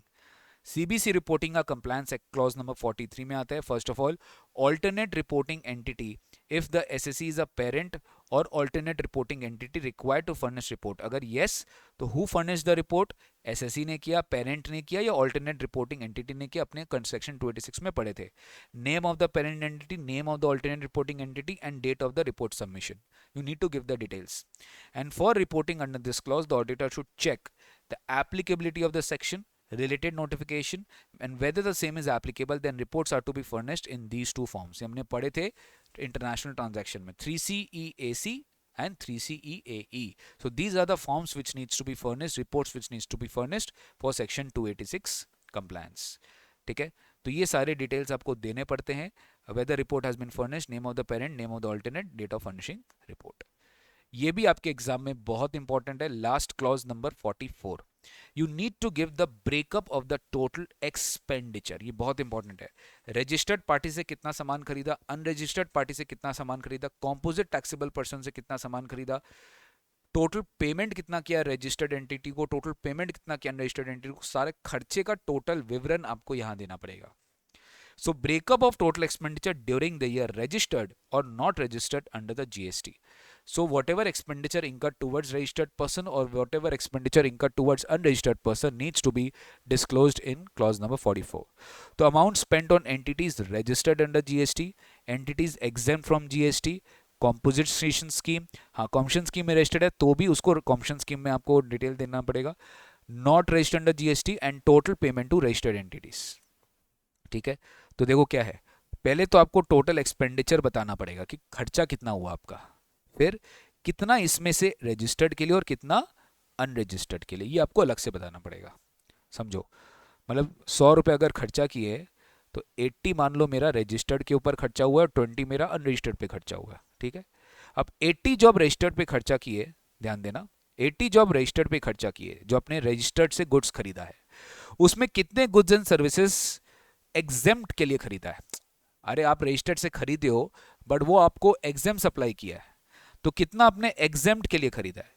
Relating two entities falling under composition scheme, जो वो कॉम्पोजिट सप्लायर्स है वो कितने थे, कितने अदर रजिस्टर्ड पर्सन है, और अल्टीमेटली इसमें पेमेंट कितना हुआ है, टोटल पेमेंट आपने कितना किया है, टोटल पेमेंट। तो ये 4 डिटेल जाते हैं, इंपॉर्टेंट है यार, ये इंपॉर्टेंट है।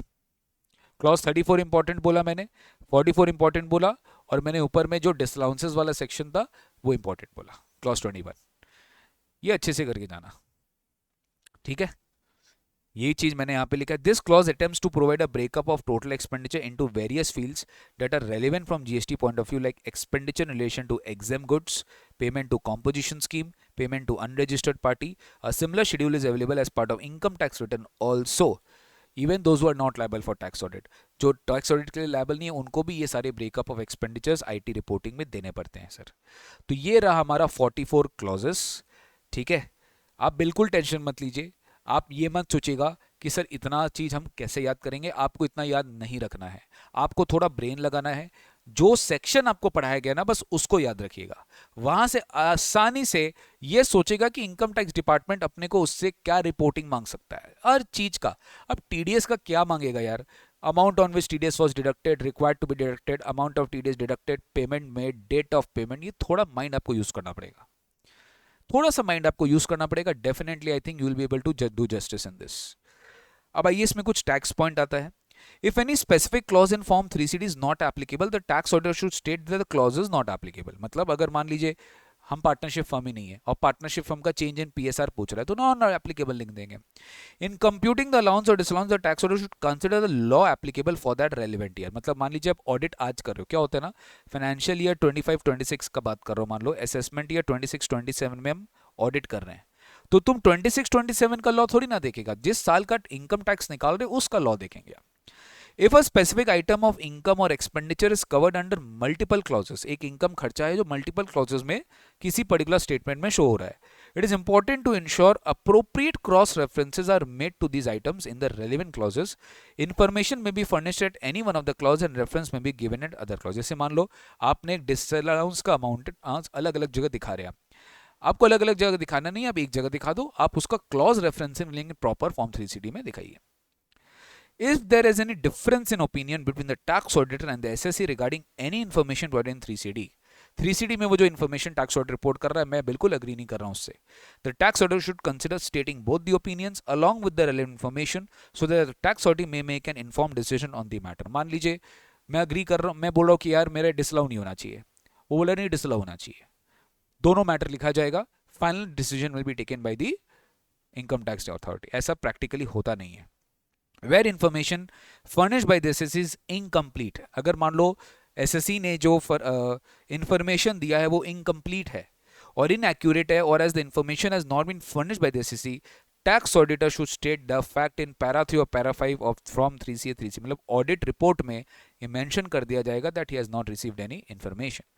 In case auditor relies on any judicial pronouncement, मान लो ऑडिटर ने कुछ रिलाई किया किसी जजमेंट के ऊपर, he may mention the fact as his observation again in the audit report. मतलब सर फॉर्म 3CD में कुछ मेंशन नहीं होता है, फॉर्म 3CD में खाली हाँ ना अमाउंट जवाब दिया जाता है, उसका कोई बैकिंग्स अगर है तो वो मेन ऑडिट रिपोर्ट में यानी फॉर्म 3CA या 3CB depending upon whether you are audit और not audit under any other law, जो भी आपकी ऑडिट रिपोर्ट रेलिवेंट एप्लीकेबल है उसके बेसिस पे आपका फाइंडिंग्स वहां जाता है. ठीक है, दो इलस्ट्रेशन है जो इंस्टीट्यूट ने आपके सप्लीमेंट्री में दे के रखा था, आइए एक बार अपने उसको देख लेते हैं. XYZ Limited having TAN number this has made the following payments during the year. ये आपका TAN नंबर है, पर्टिकुलर्स है, ग्रॉस अमाउंट और TDS है.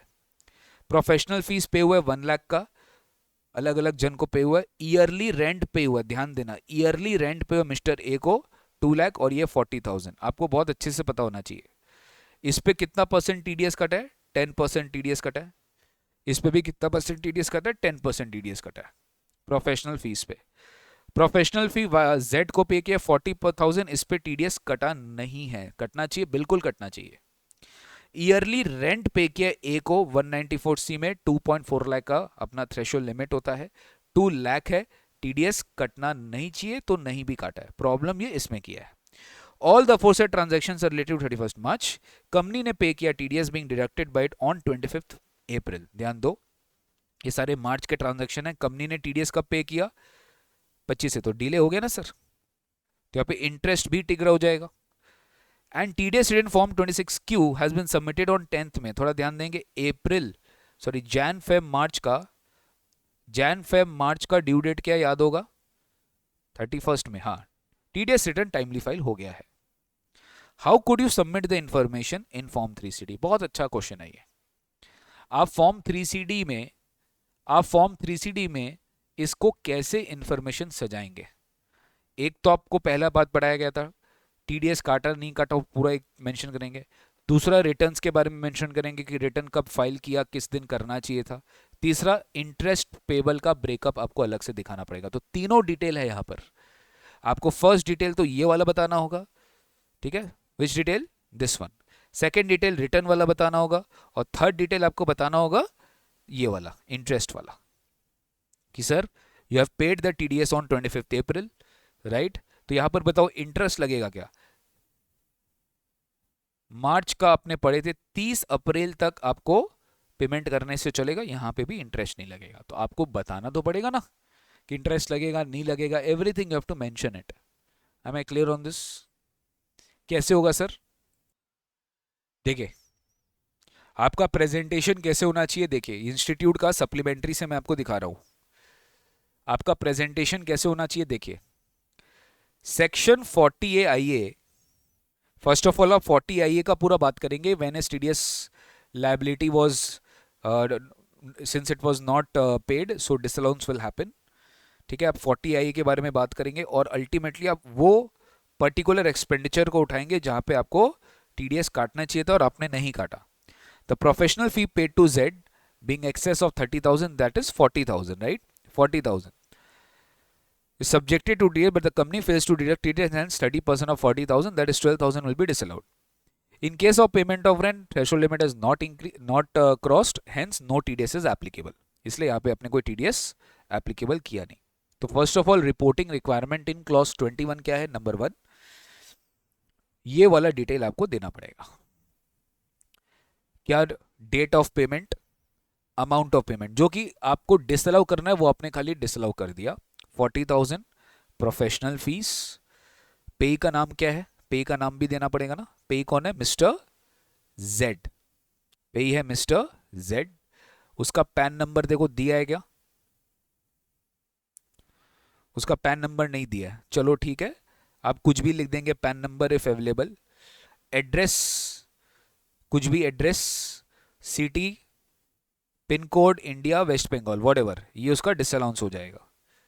ठीक है सर, ये आपको खाली समझाने के लिए दिया. इस क्वेश्चन में कुछ दिया हुआ नहीं है, नॉट अ प्रॉब्लम, आप कंफ्यूज मत होइएगा.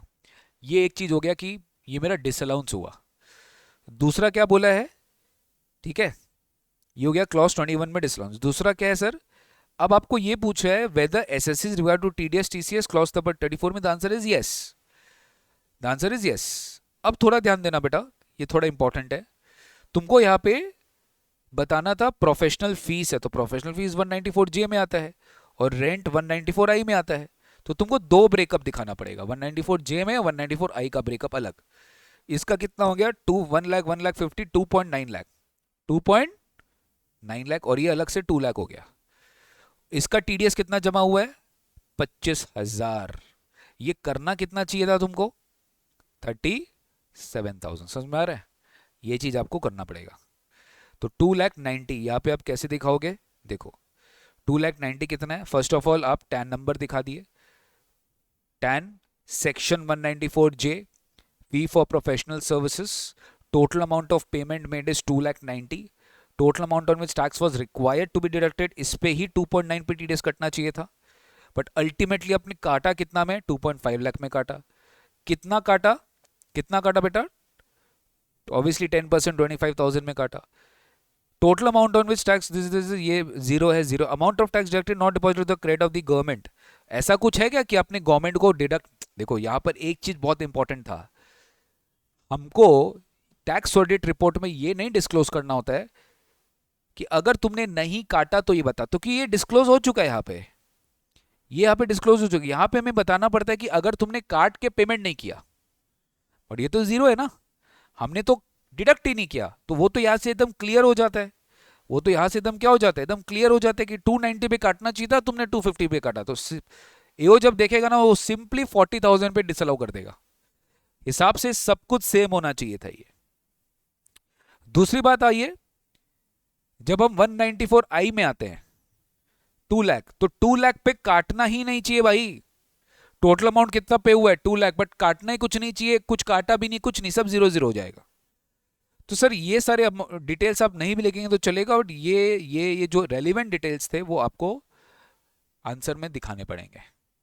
सर क्या ऐसा टेबल बनाना पड़ेगा? आप कैसे ही बनाओ, आप कोई भी डिटेल दो, बट दो डिटेल देना जरूरी है. पॉइंट वाइज दे दो, टैबुलर फॉर्मेट में, लेफ्ट राइट चल लो, टॉप बॉटम चल लो, जैसे चलना है चल लो, बट आपको देना पड़ेगा सर. क्लियर है क्या? नेक्स्ट अपना ये भी आता है इसमें क्लॉज 34 में, whether assessee is liable required to furnish TDS. The answer is yes. तो आपको इसका भी आंसर देना था. टैन नंबर, फॉर्म क्या दिया? 24Q. ड्यू डेट आपको पता है मार्च का क्या है? 31 मई. डेट क्या है? 10th of May. Whether statement deducted collect information about all the details. The answer is no. क्या स्टेटमेंट में सब कुछ है? Whether the statement of tax deducted contain information all the details which are required to be reported. देखो यहाँ पे क्या लिखा हुआ था? Company has paid the TDS and from this submit, how could you submit this. तो basically yearly rent पे वो, सॉरी प्रोफेशनल फीस जो वो पे किया है उसमें नहीं है, तो please furnish the details of transactions which are not reported. ठीक है, तो अल्टीमेटली इस पे वो डिडक्ट ही नहीं किया टीडीएस, तो हम अज्यूम कर रहे हैं कि रिपोर्ट भी नहीं किया होगा, तो ये वाला जो रिपोर्टिंग है आप अलग से यहाँ पर मेंशन कर दिए।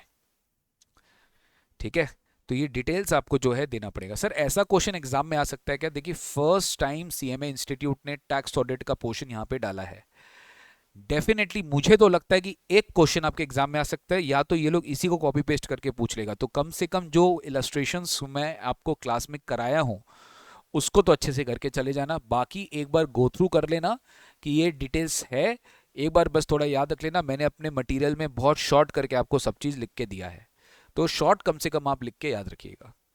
अब ये चीज़ समझ गए ना कि आपको डिटेल्स जो 40,000 का पेमेंट करना था जिस पे टीडीएस काटना था वो आपने नहीं किया, तो वो रिपोर्ट हो गया।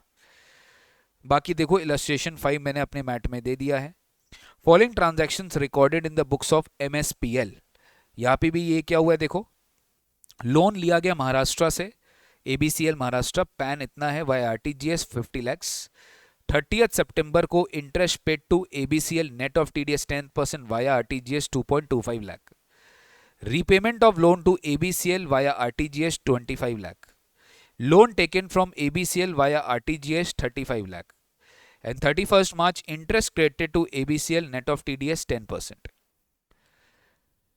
MSPL has furnished the TDS return after paying TDS within the due date on second quarter, fourth quarter. How could you submit the information in Form 3CD? Loan लिया, इंटरेस्ट पे किया, तो ये जो इंटरेस्ट है ये 194A का part है। Repayment of loan to ABCL via RTGS, loan taken from ABCL via RTGS, again loan ले लिया, इंटरेस्ट अगेन 194A में टीडीएस कट गया। तो एक टीडीएस ऑब्लिगेशन कब आ रहा है? 30 सितंबर को आ रहा है, और एक टीडीएस ऑब्लिगेशन आ रहा है 31 मार्च को। Yes, furnish the TDS return after paying TDS within on second quarter 10 अक्टूबर। तो सेकंड क्वार्टर क्या है? जुलाई अगस्त सितंबर का 31 अक्टूबर तक फाइल हो गया, फिर जैन टू मार्च का 31 मई तक ये भी फाइल हो गया। आपको इंफॉर्मेशन पूछा है कि भैया कैसे आपको जो है टीडीएस जो है अमाउंट क्रेडिट जो है यहां पर डिस्क्लोज करना है। अब देखिए गाइस ये बड़ा इंटरेस्टिंग क्वेश्चन है, इसके लिए ना अपने को एक बार क्लॉज 31 देखना पड़ेगा। जो क्लॉज मेरा बचा था मैं इसी क्वेश्चन के लिए वेट कर रहा था। क्या हो रहा है इसमें, लोन मैंने लिया और मुझे इंटरेस्ट पे करना पड़ रहा है, तो जैसे मैं कोई भी लोन ले रहा हूं ना, तो लोन लेने पे और पे रीपेमेंट करने पे क्लॉज 31 का आपका डिस्क्लोजर जाता है। क्लॉज 31 का डिस्क्लोजर जाता है लोन लेने में और लोन देने में। इंटरेस्ट जिस पे टीडीएस का डिस्क्लोजर है वो क्लॉज नंबर 34 में जाता है। तो पहले आपको ये समझना पड़ेगा कि जहां मैं टीडीएस का बात कर रहा हूं वहां तो क्लॉज 34 का डिस्क्लोजर हो गया, और जहां लोन एक्सेप्टेंस और लोन देने में टेकन और एक्सेप्टेंस में वह क्लॉज 31 का डिस्क्लोजर हो जाएगा। सर आपने क्लॉज 31 नहीं कराया, एक बार आप क्लॉज 31 हमें दिखा दो, बस देख लो, इससे अपना आज का सेशन ओवर हो जाएगा। आओ देखो क्लॉज 31, लोन और deposit in an amount exceeding the limit specified in 269 SS 20,000 और कुछ कुछ केसेस में 2 लाख है। ये अपने को सेक्शन पता है, अपने पढ़ चुके हैं 269 SS and 269 ST। First of all 269 SS का आपको ट्रिगर देखना पड़ता है। If it is exceeding the limit then you need to provide what, the lender's name, who is giving you the loan, PAN और Aadhaar, amount of the loan, mode of the acceptance, whether it is squared up, maximum outstanding balance in the year, amount of each loan or deposit taken, and the code होता है, जैसे मान लीजिए आपने, मैं नीचे दिखाता हूँ, बहुत सारे कोड्स होते हैं, कैश पेमेंट है, जर्नल एंट्री है, नॉन अकाउंट पे चेक है, जो बेसिकली आपने बुक्स में शो किया है, उसका एक कोड है जो कि टैक्स ऑडिट के रिपोर्ट के अंदर कोड में दिया हुआ है, वो आपको इतना रेलेवेंट नहीं है। ठीक है, ये बेसिकली कोड के हिसाब से आपको वो कोड वहां पे मेंशन करनी पड़ती है कि ये लोन कैसे लिया है। Whether loan was taken by account pay check, definitely yes होना चाहिए, नहीं तो भैया प्रॉब्लम होने वाला है। ये हो गया सर अपना लोन टेकन के लिए। वैसे ही है 269 SS स्पेसिफाइड सम रिसीव्ड के लिए। स्पेसिफाइड सम अगर आप रिसीव कर रहे हो तो आपको सिमिलर डिटेल्स जो है रिपोर्टिंग करनी पड़ती है उसके लिए भी। वैसे हाई वैल्यू रिसीट है, हाई वैल्यू पेमेंट है 269 ST, यहाँ पे आपको सेम रिसीव करनी पड़ती है, इफ इट रिपोर्ट करनी पड़ती है, if it is received in cash और नॉन अकाउंट पे चेक और from a single person exceeding 2 lakh, तो यहाँ पे आपको रिपोर्टिंग करनी पड़ती है। सिमिलरली जब आप लोन प्रिपेयर जो है रीपेमेंट कर देते हो तो 269T में आपको रिपोर्ट करनी पड़ेगी पे का डिटेल्स या पेयर एंड पेयर का details, amount of repayment, mode of repayment, highlight if the non पे चेक और कैश वाज यूज्ड। बट ये सब के सब प्रोविजंस नहीं लगेंगे, ये डिस्क्लोजर नहीं लगेंगे सरकार के ऊपर, गवर्नमेंट कंपनीज के ऊपर, बैंकिंग कंपनीज के ऊपर और कॉर्पोरेशन अंडर लॉ के ऊपर। ये क्लॉज उनके लिए क्या हो जाएगा, एग्जेम्प्ट हो जाएगा। This basically ensures compliance with laws restricting large cash loans, large cash transactions and non-transparent modes. तो क्लॉज 31 कब देखेंगे, जब लोन लिए, लोन रीपे किए, तब आपको क्लॉज 31 देखना पड़ेगा सर। तो अगेन देखो यहां पर जब हमने लोन दिया है 50 लाख का दिया है और जब रीपे किया है, रीपे 25 लाख का किया है, तो देखो क्लॉज नंबर 31 में पहले हमने देंगे ईच लोन और amount deposited in an amount exceeding the limit specified in 269 SS taken or accepted। तो फर्स्ट ऑफ ऑल हमने क्या किया, हमने यहाँ पे लोन टेकन फ्रॉम ABCL, तो ABCL का नाम लिख दिया, ABCL इज द लेंडर, उसका पैन दे दिया, उसका अमाउंट दे दिया, ठीक है, ABCL पैन दे दिया, अमाउंट दे दिया, लेंडर कितना है उसका जो भी डिटेल्स है वो दे दिया। आपको बताना है थ्रू आउट द ईयर कितना आपने लोन लिया है। तो 50 लाख का लोन तो 1 अप्रैल में लिया है और 1 नवंबर में भी आपने लोन लिया 35 लाख, तो दोनों ऐड अप करके आपको 85 लाख यहां पर लिखना था। Whether this loan taken was squared up during the year, क्या ये लोन आपने पूरी तरीके से स्क्वायर अप कर दिया, आंसर इज नो, आपने तो पार्टली स्क्वायर अप किया है, तो आंसर इज नो, आप लोन स्क्वायर अप नहीं किए हो। Maximum amount outstanding in the account at any time during the previous year, outstanding balance जो आपका ईयर एंड पे आ रहा है वो आपने यहां पर जो है बता दिया कि मेरा इतना आउटस्टैंडिंग है। सिंपल कैलकुलेशन किया आपने 50 लाख का, देखो यहाँ पे इंटरेस्ट पेड दिया हुआ और यहाँ पे इंटरेस्ट क्रेडिटेड दिया हुआ है, तो 50 लाख का मेरा जो है लोन है, ठीक है, प्लस मेरा 30 सॉरी माइनस मैंने क्या किया 25 लाख का मेरा रीपेमेंट हो गया, प्लस मैंने लोन और कितना ले लिया 35 लाख का मेरा लोन और ले लिया, और उसके बाद ध्यान दो मैंने इंटरेस्ट क्रेडिट कर दिया, क्रेडिट कर दिया, पे नहीं किया, पे तो करना पड़ेगा ना, ये तो मेरा आउटस्टैंडिंग है कितना 62,70,000, तो 62,70,000 is my outstanding amount which I have to pay, ठीक है।